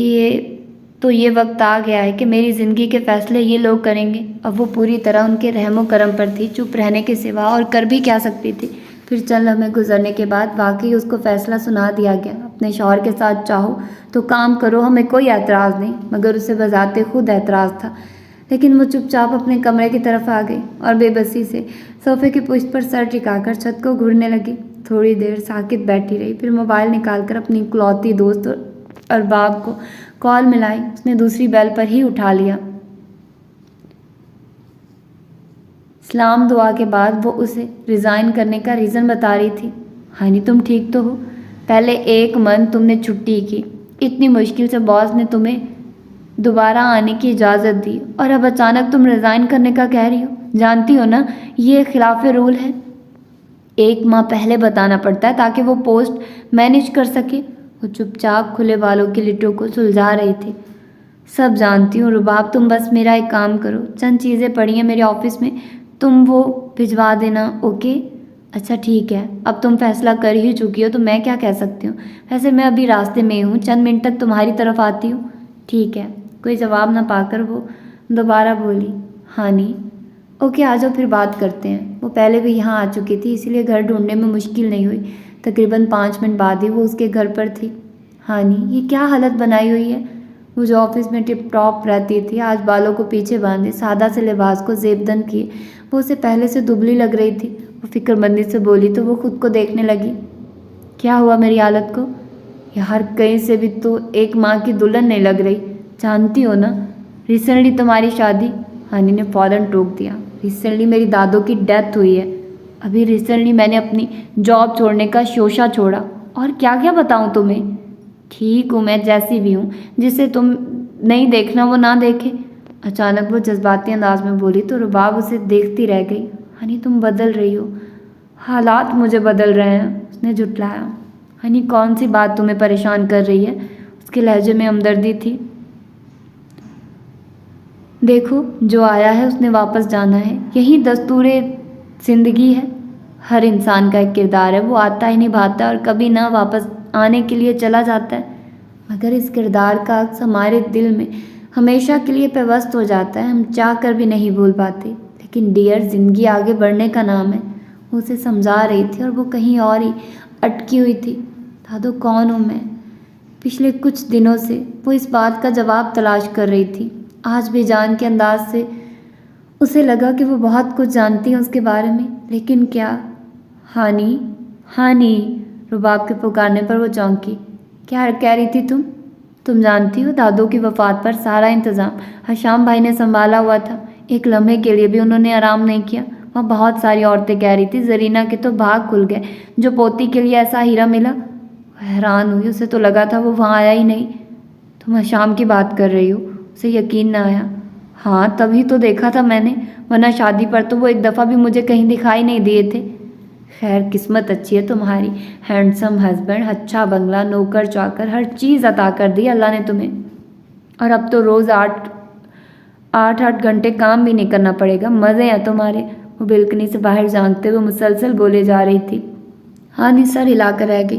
پھر وہ کچھ دیر وہاں بیٹھ کر چلی گئی تو ہانی نے وضو کیا, مغرب کی نماز ادا کی اور بے جان کے پاس بیٹھ کر ادھر ادھر کی باتیں کرتے ہوئے عشاء کا وقت بھی ہو گیا تو وہ دوبارہ اپنے کمرے کی طرف آ گئی. ہفتے دنوں میں گزر رہے تھے. کسی حد تک وہ ملک ہاؤس میں ایڈجسٹ ہو چکی تھی. شادی جیسے بھی ہوئی ہو, وہ اس نئے رشتے کو لے کر بہت سے خدشات کا شکار تھی. لیکن اب وہ سارے خدشات دور ہو گئے. شام بہت اچھا انسان تھا, مخلص, قدر کرنے والا. وہ بہت جلد اس کی اچھائیوں سے واقف ہو گئی. دل نے اسے قبول کر لیا. اس نے اپنے لیے ایک روٹین سیٹ کر لی. ندرت کے منع کرنے کے باوجود وہ بھی جان کے لیے کھانا بنا دیتی. باقی سب شیف کے ہاتھ کا پکا ہی کھاتے. حشام کے کاموں میں بھی وہ دلچسپی لے رہی تھی. اس کے چھوٹے موٹے کام وہ آرام سے کر دیتی. مگر پھر بھی اسے اپنے اندر ایک کمی کا احساس ستایا جا رہا تھا. یہ کام کرنے والے لوگوں کا فارغ رہنا بہت ہی مشکل ہے. پتہ نہیں کیسے لوگ سارا دن فارغ رہ لیتے ہیں. انہی سوچوں میں گھر کو وہ الماری میں کپڑے سیٹ کر رہی تھی. تبھی پیچھے دروازہ کھلنے کی آواز پر گردن موڑ کر اس نے آنے والے کو دیکھا. خیریت, آج تم جلدی آ گئے. ہاتھ میں پکڑے بیگ کو وہ ٹیبل پر رکھتے ہوئے نگاہ اس پر جمائے سیدھا ہوا. کچھ تھکا ہوا لگ رہا تھا. ہاں آج سائٹ وزٹ تھا. اف بہت گرمی ہے باہر, سر پھٹ رہا ہے. وہ فکر مندی سے سارے کام چھوڑ کر اس کی طرف آئے. پانی لا دوں. نہیں میں کچھ دیر آرام کرنا چاہتا ہوں. آنکھوں کو انگلیوں سے مسلتے ہوئے بولا اور ہاتھ سے اشارہ کرتے ہوئے کہنے لگا یہ تمہارے لیے. وہ حیران ہوئی. کیا ہے. خود دیکھ لو, کہہ کر وہ الماری سے کپڑے نکال کر واش روم میں چلا گیا. 10 منٹ بعد وہ فریش ہو کر آیا تو پہلے سے بہت بہتر لگ رہا تھا. ہانی نے ایک نگاہ اسے دیکھا. شادی کے بعد سے وہ صرف پینٹ شرٹ میں نظر آتا تھا, مگر آج اس نے سفید قمیض شلوار پہنی ہوئی تھی. تسخیر کر دینے والی کشش. ایک لمحے کو وہ ہاتھ میں پکڑا گفٹ بھی بھول گئی. مجھے لگا تمہیں اس کی ضرورت ہے. وہ بالکنی میں ٹاول پھیلا کر آیا اور اس کے قریب صوفے پر لیٹ گیا. لیپ ٹاپ مجھے میرے والا ہی ٹھیک کروا دیتے. نیا خریدنے کی کیا ضرورت تھی. وہ خوش دکھائی نہیں دے رہی تھی. میں نے تمہیں ابھی تک کوئی گفٹ نہیں دیا, اسی لیے. کچھ توقف کے بعد پھر بولا. تم نے کیا فیصلہ کیا. وہ اب اس کے ہاتھ سے لیپ ٹاپ لے کر سیٹنگ کرنے لگا. کام کے بارے میں. وہ دونوں بالکل ساتھ بیٹھے تھے اور ایسا پہلی بار ہوا تھا. ہانی گہری سانس لے کر صوفے سے ٹیک لگا کر کچھ سوچتے ہوئے بولی میرے پاس انکار کی کوئی وجہ نہیں. مجھے پیسے چاہیے, اس لیے کام تو کرنا پڑے گا. ایک لمحے کو شام کی لیپ ٹاپ پر چلتی انگلیاں تھمے گردن موڑ کر وہ پوری طرح اس کی طرف دیکھنے لگا. تمہیں پیسے چاہیے, تم مجھ سے مانگ سکتی تھی. اس کی پشیماں آواز اس کے اندر تک اتری. وہ ہلکے سے مسکرائے. تم مانگے بغیر بھی تو دے سکتے تھے. اوہ گاڈ, اتنی انا کیوں ہے تم میں.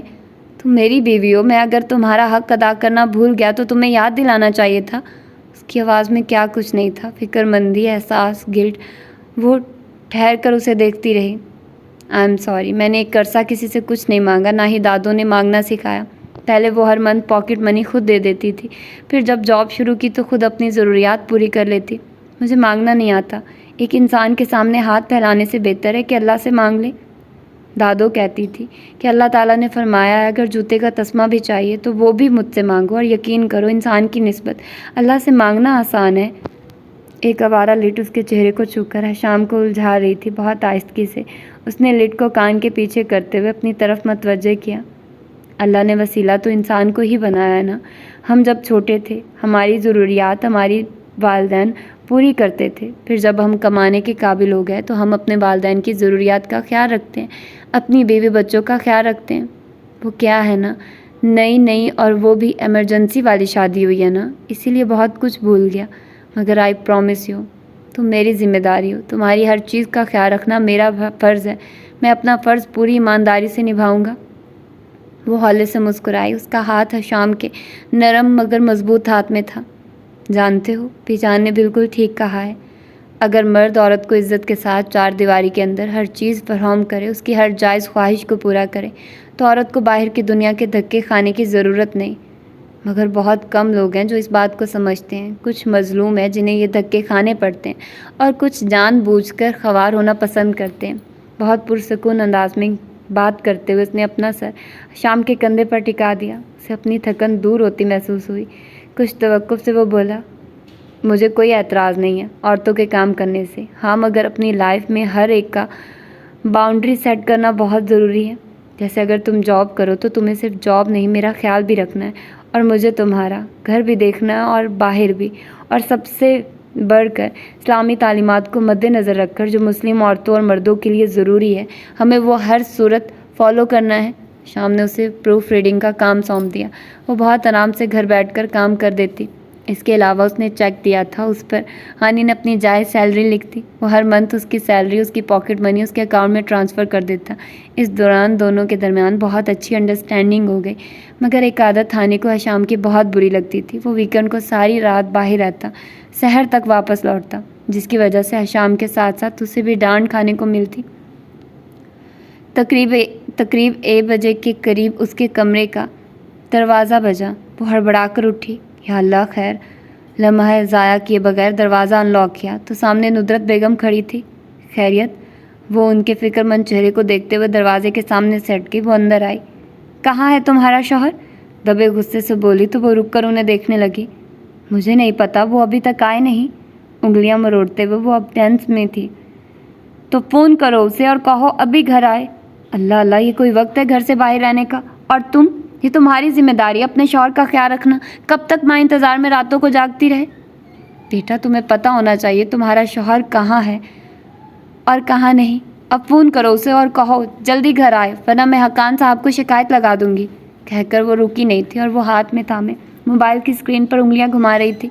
बेल जा रही थी। वो फ़ोन नहीं उठा रहा था। अब तो हकीकतन उसे भी गुस्सा आने लगा।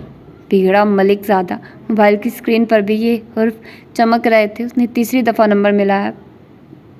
दूसरी तरफ दूसरी बेल पर फ़ोन उठा लिया। हेलो, कहाँ हो तुम? उसने छोड़ते ही पूछा। दूसरी जानिब अजनबी आवाज़ थी। सलाम। ब्लैकमेलर, सॉरी आई मीन भाभी, मैं अहमर बात कर रहा हूँ, हशाम का दोस्त। काफ़ी दफ़ा ये नाम दौरान फ़ोन वो हशाम के मुंह से सुन चुकी थी। ओके, हशाम को फ़ोन दे। सपाट लहजे में उसके ब्लैकमेलर कहने को भी इग्नोर कर गई।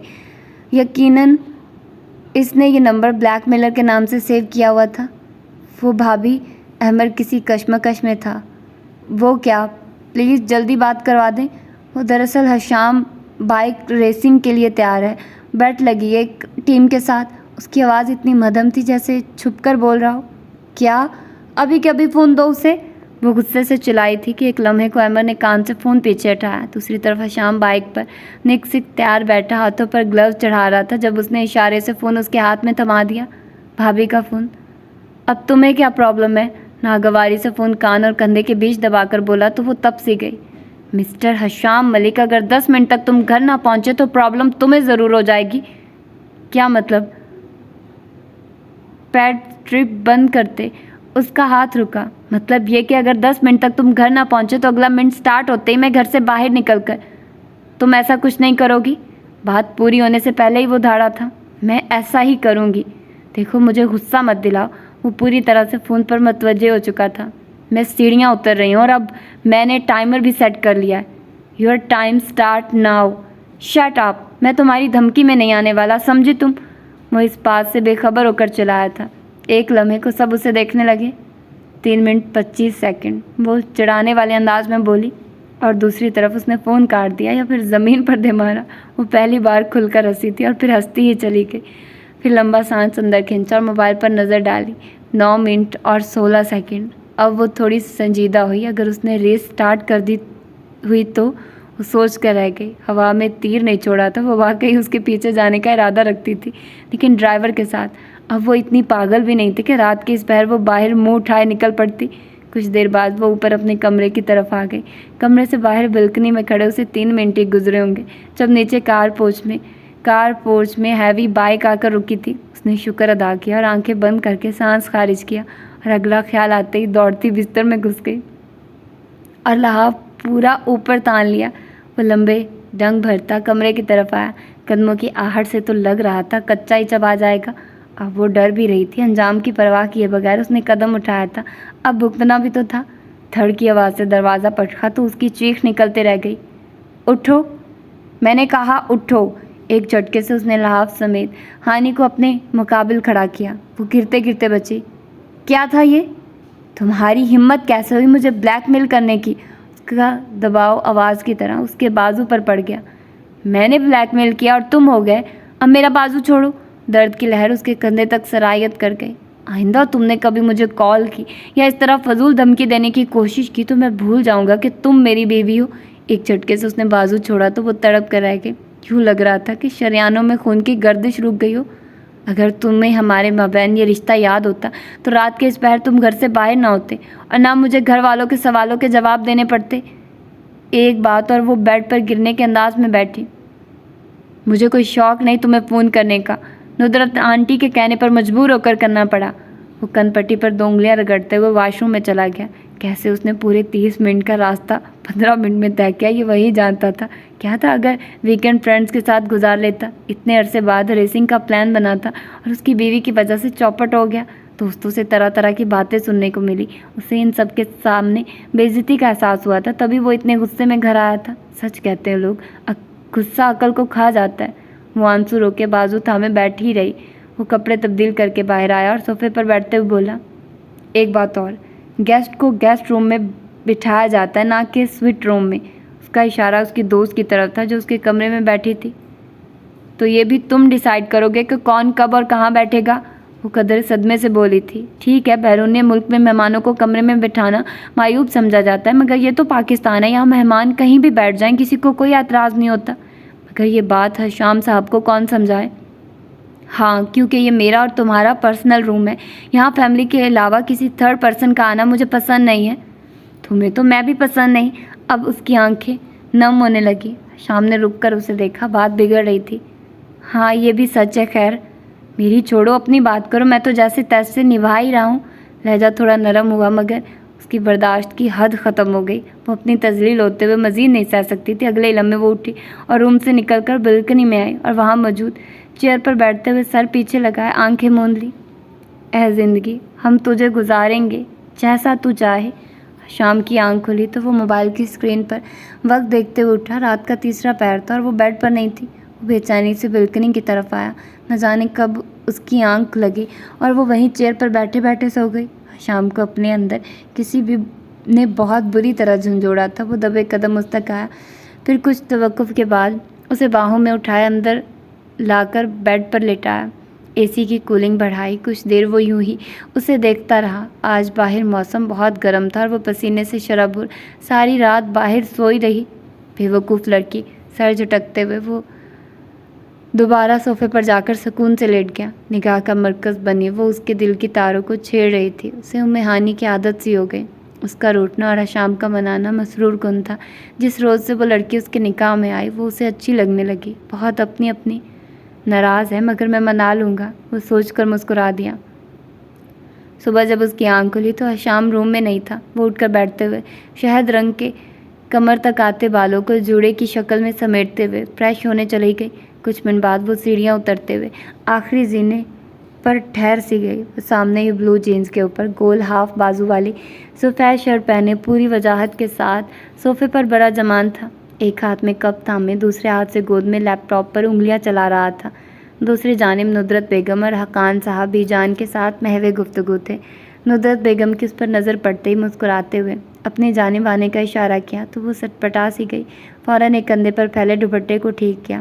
वो कैसे भूल गई कि आज इतवार है, इसीलिए सब घर पर ही मौजूद थे। वो सलाम करती हुई कोने में पड़े सिंगल सोफे पर टिक सी गई, क्योंकि साथ वाले सिंगल सोफे पर वो बेजार सा बैठा था। आज काफ़ी लेट उठी। बेटा तबीयत तो ठीक है ना? नुदरत बेगम ने फिक्रमंदी से पूछा। वो वाकई आज लेट उठी थी। ठीक हूँ, वक्त का अंदाज़ा नहीं हुआ, बस इसीलिए। वो मुख्तसर सा जवाब देकर खामोश हो गई। हशाम ने लैपटॉप बंद करके सामने टेबल पर रखा। बीजान, आपकी बहू, मेरा मतलब है मेरी बीवी, अलग घर में शिफ्ट होना चाहती है। वो बात करते हुए हानि को देख रहा था। उसकी निगाहें कुछ जतला रही थी। एक लम्हे को उसे लगा उसने गलत सुना। यकीनन मेरे कानों ने गलत सुना। उसने बेसाख्ता गर्दन नफ़ी में हिलाते हुए हकान और फिर बेजान को देखा। उन सब की सवालिया निगाहें भी हानि की तरफ उठी हुई थी। मैंने ऐसी कोई डिमांड नहीं की। वो बौखला गई। अरे डियर वाइफ, मैं बात कर रहा हूँ ना, तुम टेंशन मत लो। बहू ऐसी ख्वाहिश तो कर ही सकती है ना, क्यों बाबा? वो आंख दबाकर बोलते हुए बाबा की तरफ देखने लगा। मुझे कोई एतराज़ तो नहीं, अलबत्ता मैं ये ज़रूर जानना चाहता हूँ कि हम में से किसी ने कुछ कहा? देखो बेटा, अल्हम्दुलिल्लाह इतनी हैसियत है कि आपको एक नहीं 2 बंगले खरीदूँ, मगर क्या वाकई आप अलग होना चाहती हैं? उसकी तरफ नरमी से देखते हुए पूछ रहे थे। वो सर नफ़ी में हिलाकर अचानक आंख से बहने वाले पानी को रोकने लगी। वो बेबस सी हो गई। हशाम की बेतुकी, बेबुनियाद, मन घड़त बात ने उनका सुकून छीन लिया। वो उनका इकलौता बेटा था। वो चाहकर भी ऐसी ख्वाहिश कभी नहीं कर सकती थी। अब वो मुजरिम बनी सर झुकाए बैठी थी। बीजान उसकी बात को कुछ ज़्यादा ही सीरियस ले गई। ये घर उम्मे हानि का है, वो इस ख़ानदान की अगली नस्ल की वारिस हैं। मेरे जीते जी अलग होने का सोचना भी मत। अरे इस उम्र में माँ बाप को सहारे के लिए तरसता छोड़ने की बात कर रहे हो, बेशरम। वो गुस्से से कांपती आवाज़ में घर आई थी। बीजान, मैं शाम ने कुछ कहना चाहा। उसका निशाना बिल्कुल ठीक लगा था, सीधा बीजान के दिल में। वो यही तो चाहता था। बकवास बंद करो अपनी। तुम आखिर चाहते क्या हो? अभी तो वो मुझे मिली और तुम अलग करने की बात कर रहे हो। बोलते हुए उनका सांस अखड़ रहा था। आखिर क्यों बीजान? आज बता ही दें, कौन है ये? क्या लगती है ये आपकी? क्यों आप इसे खुद से अलग नहीं करना चाहती? इसकी खातिर आपने मुझे कुर्बान कर दिया। जब से आपने इसे देखा आपको कोई और दिखाई ही नहीं दे रहा। उसके लहजे में कुछ ऐसा था कि हानि ठठक कर उसे देखने लगी। बेजान ने भी उसकी तरफ देखा। वक्त आ गया था, हकीकत खुलने लगी थी। हर गर्दिश रुक गई, पिछली हर बात भूल गई। कब नुदरत बेगम उसके साथ आकर टिकी, वो हर चीज़ से गाफिल यकटिक बेजान और हशाम की तरफ नज़रें जमाए बैठी रही। उन्होंने उसकी सवालिया निगाहें देखते हुए खुश्क होंठों पर ज़बान फेरी। नवासी है मेरी, तुम्हारी इकलौती पुप्पो आलिया की बेटी है, उम्मे हानि सिकंदर हसान। एकदम धमाका हुआ था और उस धमाके की जद में वो अकेली ही आई थी। उसकी ज़ात की किरचियाँ बिखर गई रही थी। वो रेज़ा रेज़ा होकर भी खुद में सिमटी बैठी थी। बीजान कटहरे में खड़ी थी। हशाम झिरा, नए सवाल नए जवाब। सिकंदर एहसान कौन? तुम्हारी पुप्पो का शौहर और उम्मे हानि का बाप और उसका बॉस। वो कुछ देर रुका, मगर उसने हानि की तरफ देखने की गलती नहीं की थी। वो जानता था अगर उसने उसे देख लिया तो वो हर सवाल भूल जाएगा, और वो ये नहीं चाहता था। आज उसे हर हाल में सारी सच्चाई, सारी हकीकत उम्मे हानि के सामने खोल के रख देनी थी। क्यों छुपाया बीजान आपने ये सब? क्यों ज़रीना बेगम ने इसे गोद लिया? बताइए। वो उनके मुसलसल खामोश रहने पर बोला और झुककर उनका पसीने से शराबूर हाथ थामकर हिम्मत बढ़ाई। बोलने पर उकसाया। आज बता दे बीजान कि मज़ीद छुपाने का कोई फ़ायदा नहीं। ये हानि के साथ ज़्यादती है। उसे हक़ है अपने बारे में जानने का। बीजान का सर पीछे को झुका। हकान साहब भी उठकर उनके करीब आ गए। नुदरत बेगम ने उसके कंधे पर हाथ का दबाव डालकर खुद के करीब किया। वो बेसद बैठी उन सबको देखती रही। दिमाग माऊफ हो चुका था, सोचने समझने की सलाहियत ख़त्म। बस बीजान की कही बातें दिलो दिमाग में मुंतशिर हो रही थी। तुम्हारी फुफ्फो की शादी सिकंदर हसान से उन दोनों की बाहम पसंदीदगी से हुई थी। सिकंदर का ताल्लुक़ अच्छे पढ़े लिखे ख़ानदान से था। 2 बहनों का इकलौता भाई। वो रिश्ता लेकर आए तो हमें कोई एतराज़ नहीं था। तुम्हारे मरहूम दादा की मौजूदगी में उनकी शादी हुई और वो रुखसत होकर इंग्लैंड शिफ्ट हो गई। उसका ससुराल वहीं सेटल था। کچھ ہی عرصے بعد عالیہ کا فون آیا کہ وہ واپس آنا چاہتی ہے، اور جب وہ آئی تو اس نے کہا میں کبھی نہ واپس جانے کے لیے آئی ہوں۔ سکندر کی ایک بڑی بیٹی بہن طلاق لے کر میکے بیٹھی ہوئی تھی۔ اس نے شادی کے بعد سے عالیہ کا جینا حرام کر رکھا تھا۔ بات بات پر لڑائی۔ میری عالیہ بہت سلجھی ہوئی سمجھدار بچی تھی، مگر وہ سسرال کی زیادتی نہ سہ سکی۔ 4 سال تک وہ بے اولاد ہونے کے طعنے سہتی رہی۔ پھر اچانک اللہ نے اس پر اپنا کرم کیا۔ وہ امید سے تھی، مگر اچانک اس کی طبیعت خراب رہنے لگی۔ تبھی میاں بیوی کے درمیان لڑائی ہوئی تھی، اور وہ آخری لڑائی ثابت ہوئی۔ پھر عالیہ اس سے ناراض ہو کر پاکستان آ گئی۔ جوان بیٹی کی حالت دیکھتے ہی ہم پریشان ہو گئے۔ سکندر آتا رہا اسے منانے، لیکن وہ نہیں مانی۔ چند ہی ماہ میں وہ بہت بیمار رہنے لگی۔ میں نے اسے بہت سمجھایا کہ صلح کر لو، لوٹ جاؤ شوہر کے پاس، لیکن وہ نہیں مانی۔ اس نے وعدہ لیا تھا کہ اس کی اولاد کا سکندر کو نہ بتایا جائے۔ زرینہ ہماری خاندانی ملازمہ تھی، وہ اس وقت بھی اس کے پاس موجود تھی۔ شام کی تنہائی میں اس نے رازداری سے 2 بچوں کو جنم دیا، اور زرینہ کے حوالے کرتے ہوئے اس نے کہا آج سے ان کی ماں بھی تم اور باپ بھی۔ اس نے اپنی ہر چیز زرینہ کے حوالے کر دی، زیور پیسہ سب کچھ۔ میں نے اسے بہت سمجھایا کہ ایسی کوئی بیماری نہیں جس کا علاج نہ ہو۔ وہ کہتی اماں ایک بیماری ہے، اس کو موت کو کہتے ہیں۔ کوئی بھی ماں اپنی اولاد کو چھوڑنے کا تصور نہیں کر سکتی، مگر یہ زندگی ہے، بے رحم ہے۔ میں زندہ رہی تو خود سے وعدہ ہے اپنی اولاد کو سینے سے لگا کر رکھوں گی، سکندر اور اس کے خاندان کے سائے سے بھی بچا کر کہیں دور لے جاؤں گی۔ مگر اماں زندگی کا کوئی اعتبار نہیں، اگر یہ روٹ گئی تو وصیت سمجھ کر میری بات مان لینا۔ میں چپ ہو گئی۔ شاید اسے الہام ہو گیا، وہ کچھ دن کی مہمان ہے، اس نے سارے فیصلے خود ہی لیے تھے، مجھ پر بھی بھروسہ نہیں کیا، اپنی ماں پر، اصولاً اس کے بعد بچوں پر سب سے پہلا حق میرا تھا۔ مگر اس نے کہا اماں اگر بچے آپ کے پاس رہے تو سکندر لے جائے گا، اور میں نہیں چاہتی میرے بچے سسرال والوں کے پاس رہیں۔ میں نے چپ چاپ ظلم سہ لیے، مگر اپنے بچوں کو ان کے حوالے نہ کر سکی۔ اور رہی بات ندرت کی، تو اس کے اپنے دونوں بچے چھوٹے ہیں، وہ میرے بچوں کا بوجھ نہیں اٹھا سکے گی۔ اماں مجھے لگتا ہے میرا سانس بند ہو رہا ہے، دھڑکن رک رہی ہے۔ میں نے اس سارے عرصے میں ایک دعا مانگی، مجھے اتنی سانس کی مہلت ملے کہ میں اپنی اولاد دیکھ سکوں۔ پھر وہ سنبھل کر مجھے بتانے لگی زرینہ کو میں نے اپنی شادی کا کچھ زیور بیچ کر ایک مکان خرید دیا، مگر مجھے اس پر بھروسہ ہے۔ اماں ہم بھی تو زرینہ کے ہاتھوں پلے ہیں۔ زرینہ ایک نیک عورت ہے، اور نیک عورت اور نیک لوگ امانتوں کے امین ہوتے ہیں۔ اس نے مجھے اپنی باتوں سے قائل کر لیا تھا۔ پھر بچوں کے پیدا ہوتے ہی زرینہ کے حوالے کیا، اور چند دن بعد صرف وہ اپنے بیٹے کو ساتھ لیے اس دنیا سے رخصت ہو گئی۔ ہم اسپتال لے کر گئے، وہاں جا کر پتہ چلا اسے ہارٹ اٹیک ہوا تھا۔ ہانی ماشاءاللہ صحت مند تھی، ابراہیم بہت کمزور تھا، اس کی سانس پیدائش کے وقت ہی اکھڑ رہی تھی۔ ایک پورا دن وہ ICU میں رہا، مگر شام کو اچانک اس کی سانس رک گئی۔ ادھر زرینہ وعدے کے مطابق ہانی کو اپنے ساتھ اپنے آبائی گاؤں لے گئی۔ اس نے سراب خان کو بھی سمجھا دیا۔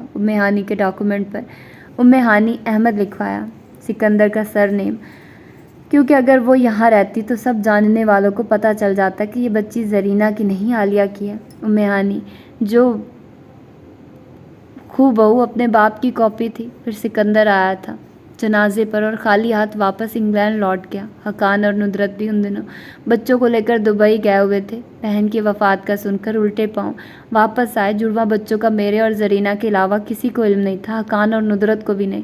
کچھ عرصے بعد میں نے بہت سوچا میں تمہیں واپس لے آؤں، مگر زرینہ کہتی بھی جان میں وعدہ خلافی نہیں کر سکتی۔ ہاں جب ہانی سمجھدار ہو جائے گی تو میں خود اسے سب سچ بتا کر آپ کے حوالے کر دوں گی۔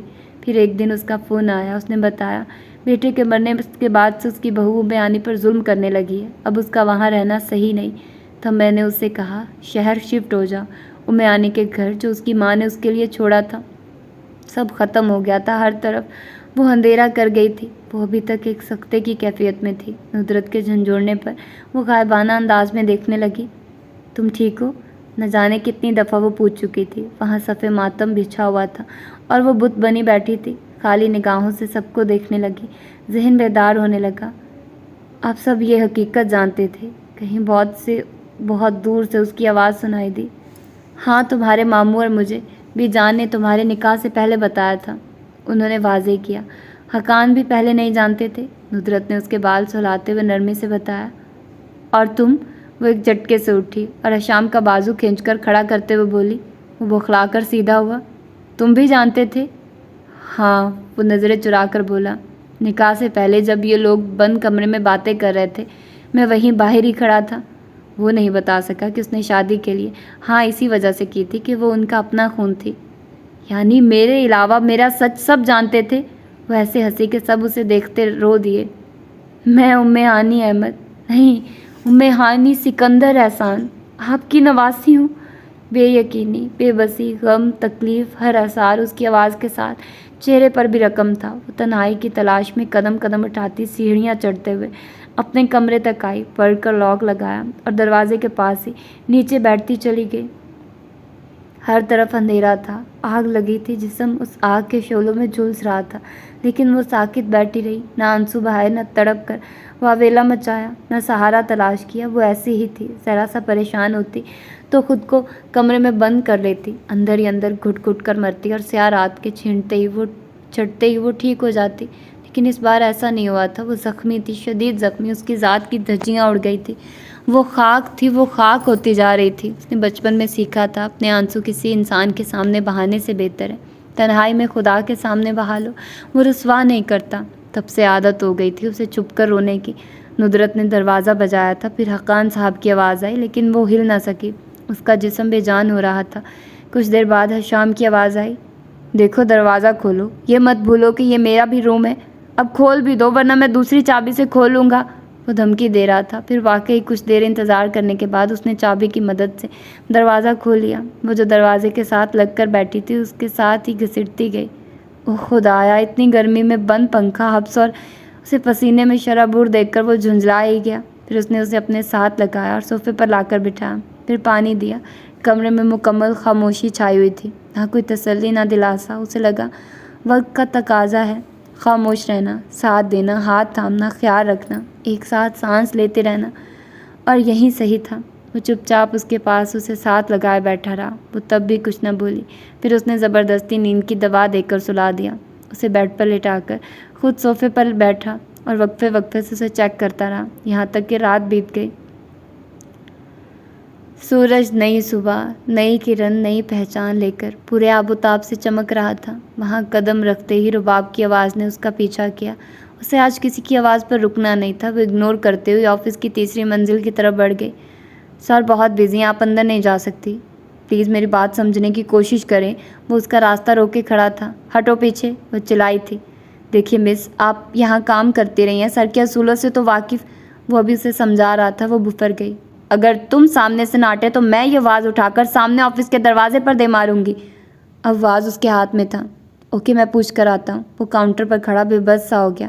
ابھی مڑ کر جانے ہی لگا کہ دوسری طرف سے سکندر احسان باہر کی طرف آتے دکھائی دیے۔ کتنے ہی لمحے وہ چپ چاپ دیکھتی رہی۔ گہرے رنگ کے 3 پیس سوٹ میں وہ جاذبی شخصیت کا مالک اس کا باپ تھا۔ وہ ان سے اس قدر مشابہت رکھتی تھی کہ کوئی بھی ان دونوں کو ایک ساتھ کھڑا دیکھتا تو لمحے میں پہچان جاتا، مگر افسوس اتنے عرصے میں وہ خود پہچان نہیں سکی تھی۔ جب وہ پاس سے گزر کر چند قدم کے فاصلے پر پہنچے تو اس کا سکتہ ٹوٹا۔ اس نے ہمت کی، میں آپ سے بات کرنا چاہتی ہوں۔ میرے پاس ٹائم نہیں، بعد میں۔ وہ فون کان سے لگائے مصروف انداز میں بولے تھے تو وہ راستہ کاٹ کر بالکل ان کے سامنے جا کھڑی ہوئی۔ میرا آپ سے بات کرنا بہت ضروری ہے، دو ٹوک لہجہ سکندر احسان نے ناگواری سے اس کی بات جانب دیکھتے ہوئے فون کان سے ہٹایا۔ یہ کیا بدتمیزی ہے؟ اب انداز بدلا ہے۔ گہری نظر ڈالتے ہوئے وہ اسے پہچان گئے۔ جہاں تک مجھے یاد ہے آپ ریزائن کر چکی ہیں۔ اینی ویز کوئی ایشو ہے تو میرے اسسٹنٹ سے بات کر لیں، میری دبئی کی فلائٹ ہے۔ ہٹے پیچھے، قدم آگے بڑھاتے ہوئے تحمل سے بولے، لیکن وہ ڈٹائی سے کھڑی رہی۔ میری بات سنے بغیر آپ یہاں سے نہیں جا سکتے۔ Excuse me. ان کے چہرے کے تاثرات سرد ہوئے۔ اس پاس سے گزرتے ورکر اسے حیرت سے دیکھتے ہوئے اپنے کام میں مصروف ہونے کی ناکام کوشش کرنے لگے، مگر اسے فرق نہیں پڑا۔ وہ یوں ہی راستہ کاٹے کھڑی رہی۔ میں ہانی سکندر احسان احمد اپنی ماں عالیہ حیدر کے شوہر سکندر احسان سے بات کرنا چاہتی ہوں۔ واٹ؟ انہیں 100 نہیں 1000 فارٹ کا کرنٹ لگا۔ ان کے ہاتھ سے بریف کیس چھوٹ کر زمین پر گرا۔ وہ ہل نہ سکے۔ ورکرز نے خاموش مگر پھٹی نگاہوں سے سامنے کا منظر ملاحظہ کیا۔ کل تک آپ میرے باس تھے اور آج باپ؟ وہ عجیب انداز میں ہنسے۔ یہ کیا مذاق ہے؟ انہیں سمجھ نہیں آئی کہ وہ کیا کہیں۔ عالیہ کا نام سن کر اندر سینے میں درد کی لہر اٹھی تھی۔ کیا آپ چاہتے ہیں کہ میں ان سب کے سامنے آپ سے بات کروں؟ सवालिया अंदाज में निगाहें घुमाते हुए पूछ रही थी। यकदम वो भी संभले, कदम टकमगा रहे थे, मगर बगैर कुछ कहे वो अपने ऑफिस की तरफ बढ़ गए तो वो भी पीछे हो ली। ऑफिस में आते ही सबसे पहले टेबल पर जग उठाया, ग्लास भराए की सांस में हलक से नीचे उतारा। इस दौरान निगाह उम्मे हानी पर जमी रही, सपाट चेहरा लिए एक कुर्सी पर टिक गई। अब बताओ, तुम आलिया को कैसे जानती हो? अंदाज बदला, लहजा ठहरा हुआ था, मगर बेचैनी आया थी। जिनके हवाले से हम जाने जाते हों उन्हें भला कैसे भूल सकता है कोई। अब वो टेबल का सहारा छोड़कर अपनी सरबराही कुर्सी पर जा बैठे। याद करें, एक दफ़ा आप मुझे देखकर ठिठक गए। आपने पूछा था तुम्हारी नेचुरल आइज़ हैं। अब मुझे समझ में आया कि आपने ऐसा क्यों कहा था। वो चंद कदम उठाती उनके सामने जाकर रुकी। मेरी आंखें आपकी मशाबे हैं। मुझे अपनी आंखों से नफ़रत है। मुझे अपने बाप से नफ़रत है जिसने अपनी औलाद को पहचाना नहीं। वो दिल से मुखातिब थी। कुछ लम्हे यूं ही गुजर गए। वो बेचैन थे, बेयकीन थे। हकीकत तस्लीम करने को वक्त दरकार था। तुम्हें किसने बताया ये सब? बीजान ने। वो संजीदा थी, हर जज्बात से आ रही, टांग पर टांग जमाए इत्मीनान से वापस जा बैठी थी। वो ज़ेरे लब बुड़बुड़ाए। बीजान ने मुझसे छुपाया, मुझसे भी। एक लम्हे को दोनों ने एक दूसरे की तरफ देखा। मेरी मम्मा को क्यों छोड़ा आपने? क्यों आपको औलाद नहीं चाहिए थी? किसने कहा औलाद नहीं चाहिए थी? उन्हें धचका लगा। वो बेआराम हुई। वो खामोश थी। अब उसे खामोश रहना था। बोलने की बारी सिकंदर की थी। हम इंग्लैंड में थे जब आलिया को अटैक हुआ और 2 मंथ प्रेगनेंसी भी। डॉक्टर ने कहा था अबॉर्शन करा दो, वरना माँ और बच्चे दोनों की जान को खतरा होगा। तो मैंने भी उसे फोर्स किया। मैंने उसे कहा था मुझे औलाद नहीं चाहिए, तुम डॉक्टर की बात मान लो। उसने 4 साल बाद कंसीव किया था, मगर वो ठीक नहीं थी। मैं चाहता था हमें औलाद ना हो, मगर वो ज़िंदा रहे। अगर वो बात मान जाती तो ट्रीटमेंट पॉसिबल था, मगर वो नहीं मानी। मुझसे नाराज़ हो गई। मुझे लगा वक्ती नाराज़गी है, मूड स्विंग, लेकिन ऐसा नहीं था। वो डिप्रेशन का शिकार हो रही थी। दिन ब दिन उसका मिजाज बदल रहा था, कभी हंसने लगती और कभी रोने। मुझसे इसी बात पर नाराज़ होकर वो पाकिस्तान आ गई। मैं कई बार आया था उसे लेने, लेकिन वो नहीं मानी। तो मैंने भी थोड़ा स्पेस देने का सोचा। उन दिनों काम का भी बहुत लोड था, मैं उसे ज़्यादा वक्त नहीं दे पा रहा था। ये मेरी गलती थी, मुझे उसके साथ रहना चाहिए था। फिर कुछ ही अरसा बाद मुझे आलिया और अपनी औलाद को खोने की खबर मिली थी। हानि ने देखा, उनकी आंखें सुर्ख हो चुकी थी और आवाज़ में नमी और कर्ब था। खुदा गवाह है, तुम्हारे वजूद का मुझे इल्म नहीं था। उस दिन तुम्हें देखकर इसलिए रुका कि तुम्हारे लेंस मेरे जैसे थे।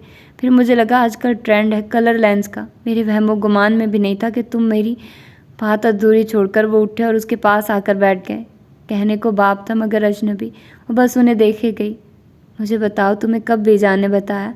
उन्होंने हाथ थामना चाहा, उसने सरल से पीछे कर लिया। वो बेबस होकर देखे गए। 1 दिन पहले। मगर आप मम्मा को प्रोटेक्ट नहीं कर सके। अपनी फैमिली से शायद उनकी बीमारी की वजह आपके घर वाले थे। उन्हें इतनी टेंशन दी गई कि वो बीमार पड़ गई। उनका चेहरा तारीख हुआ। मैंने हमेशा उसका साथ दिया। कमज़ोर दलील। उसके दिल ने कहा, आप चाहते तो अपनी फैमिली से अलग हो जाते, अच्छे खासे अमीर हैं। उसके लहजे में कड़वाहट थी, तंज था, तमस्खुर था। ये अमीर लोग दिल के बहुत गरीब होते हैं बेटा।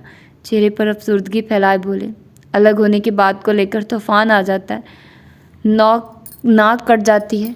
बहुत बड़ा घर था हमारा, साथ ही ख़रीदा था तुम्हारे दादा ने, मगर किस्मत देखो, वहाँ रहना किसी को नसीब नहीं हुआ। आलिया के जाने के कुछ ही अरसा बाद मैं पाकिस्तान वापस आ गया। कुछ तकलीफ दे यादों का तासुर उनके चेहरे पर रकम था।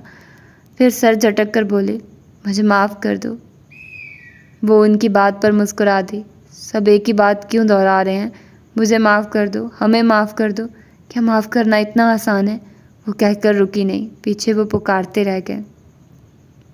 कहाँ थी तुम? अभी उसने रूम में कदम रखा ही था कि वो चढ़ दौड़ा। तुमसे मतलब? वो तुरंत बोली। ओह अच्छा, बाप क्या मिला, शौहर को भूल गई? वो हैरत से उसे देखने लगा, जो अब बैग निकाल कर कपड़े ठूंस रही थी। वो ठटका। कहाँ जा रही हो? कहीं भी जाऊँ, तुम्हें इससे क्या? उसके सवालों से झुंझला गई। हाथों में थोड़ी तेज़ी आई। व्हाट? मैं इस वक्त मामा की एक कॉल पर इम्पोर्टेंट मीटिंग छोड़कर तुम्हारे लिए घर आया हूँ, और तुम कह रही हो मुझे क्या? नुदरत ने हानि को घर में ना पाकर फिक्रमंदी से उसे कॉल की थी। वो फ़ौरन ही आ गया। आखिर एक ही दिन तो गुजरा था, हकीकत जाने वो इतनी जल्दी कैसे संभल सकती थी, कैसे भूल सकती थी? वो हैरान था, उसे कुछ अच्छी वाइब नहीं आ रही थी। तो क्या मैंने कहा था आने को? ना आते। मैं बच्ची थोड़ी हूँ, हमेशा से अकेली थी और अकेली ही रहूँगी। तुम मेरे पीछे अपनी ज़िंदगी ख़राब मत करो। وہ بیگ بند کرتے ہوئے بولی، اب تو خراب ہو چکی، اب کیا فائدہ یہ سب کہنے کا۔ اس کے ہاتھ سے بیگ لینے کی کوشش کرتے ہوئے اسے غور سے دیکھنے لگا۔ رک جاؤ۔ اس کے لہجے میں کچھ ایسا تھا کہ وہ کچھ دیر یوں ہی اسے اپنے روبرو کھڑے دیکھتی رہی۔ تم مجھے نہیں روک سکتے۔ وہ ایک قدم اس کی طرف مزید بڑھا تو وہ آنکھیں بند کر کے ضبط سے بولی، پلیز اس طرح مجھے مزید اکسا رہے ہو، میں کچھ دن اکیلے رہنا چاہتی ہوں۔ اس کے لاکھ روکنے پر وہ نہیں رکی تھی۔ ندرت بیگم نے بھی سمجھانا چاہا لیکن وہ فرار کا فیصلہ کر چکی تھی۔ وہ اسے جاتے دیکھتا رہ گیا۔ اس نے کہا جانے دو اور اس نے جانے دیا۔ وہ نہیں چاہتا تھا کہ وہ مٹھی میں دبی ریت کی طرح پھسل جائے اور وہ واپس سمیٹ نہ سکے۔ عالیہ کی جدائی کے زخم آج بھی تازہ تھے۔ عالیہ ان کی محبت تھی، پہلی نظر میں دیکھتے ہی وہ ان کے دل میں اتر گئی۔ قسمت مہربان تھی، انہوں نے رشتہ بھیجا اور چند مہینوں بعد ہی ان کی شادی ہو گئی۔ شروع والے دن بہت خوشگوار گزرے، زندگی حسین ڈگر پر چلنے لگی۔ اچانک فاخرہ اپنی بد اخلاقی کی وجہ سے طلاق لے کر میکے آ بیٹھی، لیکن اسے وہاں بھی سکون نہ ملا۔ آئے روز عالیہ سے لڑنا، اسے بے اولادی کے طعنے دینا اس کی عادت بن گئی۔ عالیہ بہت صابر نیچر کی مالک تھی۔ گھر کی بات اس نے کبھی شوہر کے کانوں تک نہ پہنچائی، چپ چاپ شوہر کی محبت میں سب کچھ برداشت کرتی رہی۔ مگر اچانک اسے انجائنا اٹیک ہوا۔ سکندر کو کچھ دن بعد پتہ چلا کہ اس روز فاخرہ نے انہیں بہت برا بھلا کہا، اپنی طلاق کی فرسٹریشن ان پر نکالی۔ عالیہ سے وہ سب باتیں برداشت نہ ہوئی۔ انہیں اٹیک کے بعد سے سینے میں درد رہنے لگا۔ سکندر نے دوبارہ ایسی صورتحال سے بچنے کے لیے الگ گھر میں رہنے کی خواہش ظاہر کی تو حسان احمد جو سکندر کے والد تھے انہوں نے انکار کر دیا۔ تم اپنی بیوی کے کہنے پر یہ سب کہہ رہے ہو؟ وہ تمہیں ایک اولاد نہیں دے سکی اور ہم سے ہماری اولاد بھی چھین لینا چاہتی ہے۔ تم ہمارے اکلوتے بیٹے ہو، ہم تمہیں خود سے الگ نہیں ہونے دے سکتے، اور اگر تمہاری بیوی کو تمہاری بہن بوجھ لگ رہی ہے تو اسے سمجھا دو، یہ میرا گھر ہے، میرے بچے مجھ پر بوجھ نہیں ہیں۔ ماں باپ کا بیجا اولاد اور ریڈ پاسپورٹ کی بنا پر ہی فاخرہ اتنی خودسر اور جذباتی تھی، جبکہ چھوٹی بہن میمونہ بہت اچھی اور سلجھی ہوئی تربیت کی حامل تھی۔ کچھ ہی عرصے بعد عالیہ کی گود بھرنے کی خبر نے جہاں انہیں خوشی دی، وہیں اگلی خبر نے انہیں پریشان کر دیا۔ عالیہ اتنی کم عمر میں ہی ہارٹ پیشنٹ بن گئی تھی۔ اس کے لیے بچے کو جنم دینا اس کی اپنی جان کے لیے بہت رسکی تھا۔ ڈاکٹر کے سمجھانے پر سکندر ابارشن کروانے کو کہا۔ عالیہ کو بہت سمجھایا کہ آگے جا کر مسئلہ سنگین ہو جائے گا، بہتر ہے ابھی فیصلہ کر لو، مگر وہ ایک نہ مانی۔ ان پر ایک الگ ہی دھن سوار تھی، وہ ماں بننے والی تھی۔ یہ خبر ان کے لیے زندگی کی نوید کی طرح تھی۔ پھر اس دوران ان کی بہت بحث ہوئی اور عالیہ پاکستان چلی گئی۔ جو فیصلہ وہ اتنے عرصے میں اپنے لیے نہ کر سکی، اپنی آنے والی اولاد کے لیے ایک لمحے میں کر لیا۔ چند ماہ بعد ان کی موت کی خبر نے سکندر کو اندر تک ہلا دیا۔ وہ دور تھی لیکن زندہ تو تھی، اور پھر اچانک سب بدل گیا۔ وہ پاکستان گیا، اسے اپنے ہاتھوں سے قبر میں اتارا۔ اپنے بیٹے ابراہیم کو دیکھ کر ان کا دل رک گیا۔ وہ اولاد جس کی خاطر ان کی بیوی ایک پل صراط سے گزری، وہ خوشی حاصل ہو کر بھی لا حاصل رہی۔ اس دن آخری بار سکندر نے اپنے گھر والوں سے بات کی۔ کاش کہ وہ بہت پہلے فیصلہ کر لیتے۔ عانی نے ٹھیک کہا، عالیہ کی بیماری کی وجہ ان کے گھر والوں کی طرف سے دیے جانے والے دکھ تھے۔ ہم انسان وقت پر کیوں نہیں سنبھلتے؟ ہمیں کیوں احساس نہیں ہوتا کہ کھو دینے کے بعد صرف پچھتاوا مقدر ٹھہرتا ہے؟ انہیں بھی احساس تب ہوا جب عالیہ کو کھو دیا۔ کاش کہ وہ اپنی بیوی کا ساتھ ہر حال میں دیتے، اس کے دکھوں کا مداوا کر پاتے، مگر زندگی نے مہلت ہی نہ دی۔ اب ایک عرصے سے وہ تنہا زندگی گزار رہے تھے۔ پاکستان آنے کے بعد انہوں نے اپنا بزنس بھی یہی منتقل کر لیا۔ عانی کو جب پہلی بار انہوں نے آفس میں دیکھا تو وہ یکدم ٹھٹک کر رکے تھے۔ انہیں وہ چہرہ بہت جانا پہچانا لگا، مگر اگلے ہی لمحے انہوں نے اپنی سوچ کو جھٹکا۔ دنیا میں 7 چہرے ایک دوسرے سے مشابہ ہیں، ہو سکتا ہے یہ بھی انہی میں سے ایک ہو، لیکن پھر بھی کسی خیال کے تحت انہوں نے اس کی پروفائل دیکھی تھی۔ انہیں شک سا تھا کہ کہیں حقان کی بیٹی نہ ہو۔ جب عالیہ کو منانے پاکستان آئے تھے تو بیہ 1 سال کی تھی۔ اس وقت یقیناً وہ اسی لڑکی کی ہم عمر ہو، مگر پروفائل دیکھ کر مایوسی ہوئی۔ وہاں ہانی احمد نام درج تھا۔ ان کے وہم و گمان میں بھی نہیں تھا کہ یہ ان کی اپنی اولاد ہے، جس کا سر نیم بھی ان کے سر نیم پر تھا۔ سب کچھ جان کر ان کے اندر عجیب سی کیفیت اتری تھی۔ ان کی اولاد زندہ تھی، ان کا اپنا خون۔ اتنے برس وہ ان سے جدا رہی، وہ اب ایک لمحہ بھی ضائع نہیں کرنا چاہتے تھے۔ خود کو سنبھالتے ہوئے اٹھے اور ڈرائیور کے ساتھ ملک ہاؤس کی طرف روانہ ہو گئے۔ آج پورا 1 ہفتہ گزر گیا اسے اپنے گھر آئے ہوئے۔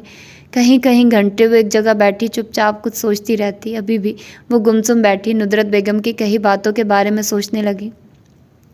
ہر انسان کو ایک ساتھی کی ضرورت ہوتی ہے. تم خوش قسمت ہو جسے اچھا ساتھ ملا. بیٹا اپنے سے نیچے والے لوگوں کو دیکھو جو در بدر کی ٹھوکریں کھاتے ہیں. کہیں معاشرہ قبول نہیں کرتا اور کہیں اپنے ہی گھر والے. ٹھیک ہے تم نے مشکل وقت دیکھا مگر ایک دن بھی تمہیں گھر سے باہر نہیں گزارنا پڑا. تمہیں زرینہ جیسی عورت کا سہارا ملا جس نے تمہیں ہر ٹھوکر سے بچایا. تم خود چاہتی تھی کہ ساری حقیقت تمہیں معلوم ہو اور اب جان گئی ہو تو یوں ناراض الگ تھلگ ہو کر بیٹھ گئی ہو. کیا تمہیں ایک رات بھی سکون نصیب ہوا؟ ہمیں تو نہیں ہوا. جس دن سے تم یہاں آئی ہو ایک دن بھی اچھا نہیں گزرا. بیٹا ہر انسان کو کمپرومائز کرنا پڑتا. اب تم اکیلی نہیں ہو, تمہارا ایک شوہر ہے, گھر ہے, تمہیں اسے بھی دیکھنا ہے. کب تک یوں ناراض رہو گی؟ یہ تمہاری خوش قسمتی ہے کہ تمہیں تمہارا باپ زندہ مل گیا. سوچو اگر وہ نہ ہوتا تو کیا کرتی, کس سے جواب مانگتی؟ اگر تمہیں سچ جان کر یہی کرنا تھا تو بہتر تھا تم کبھی نہ جانتی. ان کی باتیں ذہن میں گونج رہی تھی مگر ایک آواز سب پر بھاری تھی. جب بھی اداس ہو تو قرآن پڑھ لیا کرو, ہر غم ہر اداسی خود دور ہو جائے گی. دادو اکثر اسے کہا کرتی تھی جب وہ پریشان ہوتی. آج بھی وہ بہت پریشان تھی. تھوڑی دیر بعد ہی اس نے اٹھ کر مغرب کی نماز ادا کی. اپنے رب سے گفتگو کرنے کے بعد وہ کافی پرسکون ہو گئی. اس کے گلے شکوے دور ہو گئے. بعض اوقات ہم خود سمجھ نہیں پاتے کہ ہمیں کیا چاہیے. ہمارے وجود میں بے بسی, غصہ, ڈپریشن مل کر عجیب سی کیفیت اختیار کر جاتا ہے. دل چاہتا ہے کہیں بہت دور نکل جائیں, جہاں غم کی ہوا بھی پیچھا نہ کر سکے, جہاں ہر سو سکون چھایا ہو, سارے دکھ ساری تکلیفیں ہوا ہو جائیں اور ہمارے اندر جینے کی ایک نئی امید جاگ جائے. وہ بھی اس وقت ایسی ہی حالت سے گزر رہی تھی. اس نے اپنا بچپن کھویا تھا. ماضی کو یاد کرنا بھی اس کے لیے تکلیف دہ تھا مگر جو لوگ ماضی کی یادوں میں زندہ رہتے ہیں وہ حال کو نہیں جی پاتے. وقت اور تنہائی نے اسے سمجھا دیا جو اسے ملا وہ اس کا نصیب تھا اور نصیب سے کوئی نہیں لڑ سکتا. ماضی کو مغفل لگا کر وہ حال میں جینا سیکھ رہی تھی. ہر رشتے کو خوش اسلوبی سے نبھانے کے لیے تیار تھی. دروازے پر دستک ہوئی. وہ قرآن مجید کو غلاف میں لپیٹ کر اٹھی اور دروازہ کھولا. وہ ایک لمحے کو رک گئی. اب جبکہ اس نے دل سے انہیں قبول کر لیا تھا تو نرم مسکراہٹ کے ساتھ اس نے دروازہ کھولا. اسے باپ بیٹی کے رشتے میں کھڑی اجنبیت کی دیوار کو گرانا تھا. انہیں پچھلے ایک ہفتے سے اپنے دروازے پر آتا دیکھ رہی تھی. آج بھی دیکھ کر حیرت نہیں ہوئی. وہ جانتی تھی آفس میں اب تک اس کا ڈیٹا موجود تھا, وہیں سے ایڈریس لیا گیا. آ جائیں بابا. اس کے منہ سے بابا سن کر وہ اس قدر حیران ہوئے کہ ان کے لیے قدم آگے بڑھانا بھی مشکل ہو گیا. ان کا بازو تھام کر اس نے صوفے پر بٹھایا اور خود چائے بنانے چلی گئی. پیچھے وہ خوشی کے مارے رو پڑے. اس سے وہ معافی مانگنے آئے تھے. انہیں اندازہ بھی نہیں تھا وہ لڑکی جو ان کے منہ پر دروازہ مار کر آئی تھی آج دروازے سے تھام کر اندر لے آئی. اس نے ندرت کی باتوں پر غور کیا تو اس سے اندازہ ہوا کہ اللہ نے بن مانگے اسے اتنی محبت کرنے والے رشتوں سے نوازا اور وہ شکر کے بجائے ناشکری کر رہی تھی. تم نے مجھے معاف کر دیا. استغفر اللہ بابا. کچھ دیر بعد وہ بولی دراصل حقیقت جان کر مجھے آپ سے ناراض ہی نہیں ہونا چاہیے تھا. آپ میرے والد ہیں, میں آپ کے وجود کا حصہ ہوں. آپ تک پہنچنے کے لیے مجھے سارے راستے طے کرنے تھے. میں نے اپنے سفر کا آغاز دیر سے کیا مگر اللہ نے ہمارا ملنا ایسے ہی لکھا تھا. میری ماں کو اس دنیا سے جانا تھا اور مجھے آپ تک پہنچنے کے لیے انتظار کرنا تھا, صبر کرنا تھا. وہ مسکرا رہی تھی. وہ بھی مسکرا دیے. میں زرینہ بیگم کا مشکور ہوں. انہوں نے میری بیٹی کی اتنی اچھی پرورش کی. مجھے یقین ہے تم نے اپنی زندگی میں بہت سفر کیا, بہت تکلیفیں سہی ہوں گی. بیٹا تم وہ شجر ہو جس نے ایک طوفان کا سامنا کیا مگر مضبوطی سے کھڑی رہی, خود کو خود ہی سنبھالا. مجھے اگر تمہارے وجود کا علم ہوتا تو میں کبھی تمہیں خود سے الگ نہ کرتا مگر تم نے ٹھیک کہا. ہماری قسمت میں ایسے ہی ملنا لکھا تھا. تمہاری جدائی میرے لیے اس بات کی سزا تھی کہ تمہاری ماں مجھ سے ناراض ہو کر دنیا سے گئی. ان کی آنکھیں نم تھی. وہ چائے کا کپ اٹھا کر سپ لیتے ہوئے پوچھنے لگے بیٹا میری بات ہوئی تھی تمہاری بی جان سے. انہوں نے بتایا تمہاری شادی کا. نہ جانے میری کون سی نیکی کام آئی کہ میری اولاد کو اللہ نے سنبھال کر رکھا, ورنہ آج کے دور میں زرینہ جیسی دوست کہاں جو ایک وعدے پر خود کو ہار کر تمہیں جیت گئی.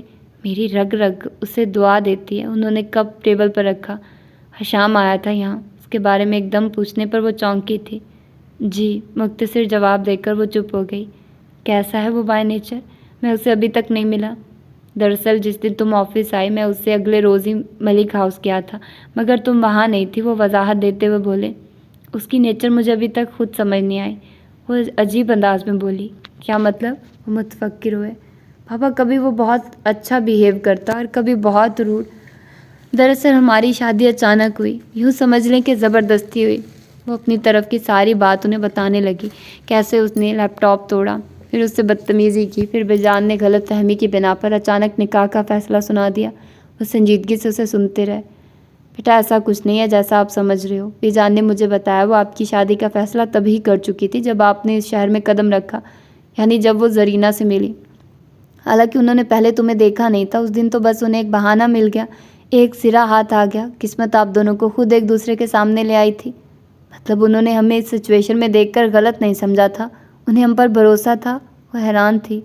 ہاں بھلا کوئی اپنی اولاد کو شک کی نگاہ سے دیکھ سکتا ہے کیا؟ وہ ٹھیک کہہ رہے تھے۔ شام ان کا پوتا تھا، وہ اس سے واقف تھی۔ ہانی ان کی نواسی تھی، وہ اس سے انجان نہیں تھی۔ بیٹا ہم دونوں نے اپنی زندگی میں بہت کچھ کھویا ہے، اس کے باوجود ہم خالی ہاتھ نہیں ہیں۔ وہ امتحان تھا، گزر گیا، تمہیں اچھا ہم سفر مل گیا۔ بیٹا میں نے عالیہ کو تنہا چھوڑا تو وہ مجھ سے دور ہو گئی، ان کی آنکھیں نم تھی۔ تم اپنے شوہر کے پاس لوٹ جاؤ، اسے تنہا مت چھوڑو، تمہارا روشن مستقبل تمہارا انتظار کر رہا ہے۔ ماضی کی تلخیوں کو ماضی میں ہی رہنے دو، انہیں حال پر غالب مت آنے دو۔ تم سمجھ رہی ہو نا؟ انہوں نے آنکھوں سے بہتا پانی صاف کیا، اس نے سر ہلا کر ان کے کندھے پر ٹکا دیا۔ بس یہ قسمت کا کھیل تھا۔ وہ چپکے سے مسکرا رہی تھی۔ کچھ دن پہلے جب سکندر ملک ہاؤس میں معافی مانگنے گئے تو بیجان نے پرانی باتیں بھلا کر ان کو معاف کر دیا اور ساری سچائی بھی بتا دی کہ انہوں نے کیوں ہانی کے وجود کو راز رکھا۔ سکندر نے اسے اپنے ساتھ چلنے کو کہا تھا مگر اس نے انکار کر دیا۔ سکندر کے والد اور والدہ کا انتقال ہو چکا تھا۔ انگلینڈ میں ان کی بڑی بہن فاخرہ اپنی تنہائی کے ساتھ اکیلی رہ رہی تھی، جس وجہ سے وہ نفسیاتی مریض بن گئی۔ مگر یہ بیماری ان کے اپنے ہاتھوں کی کمائی تھی۔ جو دوسروں کی زندگی تباہ کرتا ہے، ان کی اپنی زندگی بھی پرسکون نہیں رہتی۔ بعض اوقات آگ لگانے والا خود بھی آگ کی لپیٹ میں آ جاتا ہے۔ اس سب کے باوجود ان کی ہر ضرورت کا خیال سکندر ہی رکھ رہے تھے اور خود وہ اسی شہر میں اپنی چھوٹی بہن کے بیٹے کے ساتھ مقیم تھے۔ ان کا بھانجا ان کے ساتھ مل کر بزنس بھی سنبھال رہا تھا۔ ہانی نے ان سے وعدہ کیا کہ وہ ان کے گھر ضرور آئے گی اپنے ددیال والوں سے ملنے۔ زندگی کے قیمتی لمحات کو مایوسی کی نظر کر دیا جائے تو پچھتاوے آپ کا مقدر ٹھہرتے ہیں، وقت آگے بڑھ جاتا ہے۔ ہانی نے بابا سے ایک سوال پوچھا تھا، آپ نے دوسری شادی کیوں نہیں کی؟ اتنے بڑے بزنس مین کا دوسری شادی کرنا غلط نہیں تھا؟ تو انہوں نے کہا، عالیہ کی محبت نے اجازت نہیں دی۔ وہ ہنس کر رہ گئی۔ محبت بے سکون کر دینے والی شے، سوچنے سمجھنے کی صلاحیت چھین لینے والی، جلا کر راکھ کر دینے والی، کبھی نہ بجھنے والی پیاس، اذیت دینے والی، تنہا کر دینے والی۔ ہر الزام اس محبت کے سر، جس کا احساس انسان کی روح میں پیوست ہے۔ بہت دفعہ وہ سوچوں کو چٹک چکی تھی، اب تھک کر ہار گئی۔ کیوں وہ میرے اعصاب پر سوار ہو رہا ہے؟ میں اسے یاد نہیں کرنا چاہتی مگر وہ چپک کر بیٹھ گیا ہے۔ اسے وحشت ہونے لگی تو وہ اٹھ کر کھڑکی کے قریب آئی۔ اگلے ہی لمحے جھٹکا کھا کر پیچھے ہوئی۔ میں نے اتنی شدت سے تو یاد نہیں کیا تھا کہ آنکھ کھلتے ہی وہ سامنے ہو۔ وہ یکٹک اسے دیکھے جا رہی تھی۔ اب دروازہ کھول بھی دو یا یہیں سے بھگانے کا ارادہ ہے؟ اور اگر ہے بھی تو پہلے ہی بتا دو، میں بھاگنے والوں میں سے نہیں ہوں۔ وہ کھڑکی کے بالکل قریب کھڑا تھا، یوں کہ دونوں کے درمیان وہ گلی کی جانب کھلتی کھڑکی حائل تھی۔ پھر وہ باہر دروازے کی جانب گئی۔ کیوں آئے ہو؟ تمہیں لینے آیا ہوں۔ میں نے کہا تھا مت آنا۔ میں نے بھی کہا تھا میں آؤں گا، بار بار آؤں گا، کہتے ہوئے اس کے پیچھے لاؤنج تک آ گیا۔ تم ڈھیٹ ہو، وہ بنا دیکھے بولی اور کچن کی طرف جانے لگی۔ اسے میں اپنی تعریف سمجھوں؟ آج وہ کچھ زیادہ ہی خوش نظر آ رہا تھا۔ اس نے رک کر گھرنے پر اکتفا کیا۔ مجھے پتہ چلا کہ تم مجھے مس کر رہی تھی۔ اس نے اپنا سر پیٹا۔ یہ دن بھی دیکھنا تھا، اور یقیناً یہ تمہارے کسی موکل نے خبر پہنچائی۔ کس نے اور کب یہ خبر دی یہ اہم نہیں، اہم یہ ہے کہ تم نے مجھے یاد کیا، وہ مبہوت لہجے میں کہتا دل کے تار کو چھیڑ رہا تھا۔ وہ سر جھٹک کر رہ گئی۔ حد ہے بابا، آپ کو راز رکھنے بھی نہیں آتے۔ وہ دل ہی دل میں اس وقت کو کوس رہی تھی جب اس نے ان کے سامنے ہلکا سا اقرار کیا کہ وہ اسے پسند کرتی ہے۔ میں نے تمہیں بہت مس کیا۔ اس کے اٹھتے قدم رک گئے، سان ساکن ہوئی۔ اور اب لوٹ چلیں، آواز کا جادو دوبارہ چلا۔ وہ دھیرے سے مڑی، بھویں اچکا کر پوچھا، کہاں؟ اپنے گھر، سب منتظر ہیں۔ پینٹ کی جیب میں ہاتھ ڈالے اسے نگاہوں کے اثار میں لیے کھڑا تھا۔ وہ رک کر ٹھہر کر سوالیہ انداز میں اسے دیکھنے لگی۔ سب؟ میں بھی، وہ دھیرے سے مسکرا دی۔ تمہیں کبھی کسی نے بتایا کہ تمہاری آنکھیں بہت خوبصورت ہیں؟ متبسم چہرے سے دیکھتے ہوئے پوچھنے لگا۔ ہاں، کس نے؟ وہ سنجیدہ ہوا۔ آخر مجھ سے پہلے کس نے؟ میرے ہسبینڈ نے وہ شوق مگر شرمیلے انداز میں بولی۔ پھر وہ دونوں ہنس دیے۔ بہت عرصہ جن کی شناخت کو اس نے چھپایا، آج ان خوبصورت آنکھوں کا حق ادا ہو گیا تھا۔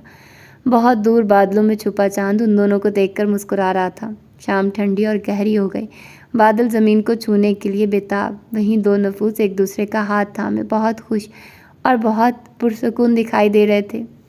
تو یہ تھا آج کا ناول۔ ہوپ سو کہ آپ لوگوں کو پسند آیا ہوگا، اور یقیناً پسند ہی آیا ہوگا کیونکہ اتنا اچھا ناول ہے اور آپ لوگوں کو پسند آنا ہی چاہیے۔ اچھی سٹوری تھی، ہلکی پھلکی، تھوڑی سی گھما پھرا کر بیان کی گئی، لیکن مزہ آیا اور یقیناً آپ لوگوں کو بھی آیا ہوگا اور آپ لوگوں نے انجوائے کیا ہوگا۔ تو پھر ملتے ہیں کسی اور اچھے سے ناول کے ساتھ۔ اپنا ڈھیر سارا خیال رکھیے گا۔ اللہ حافظ۔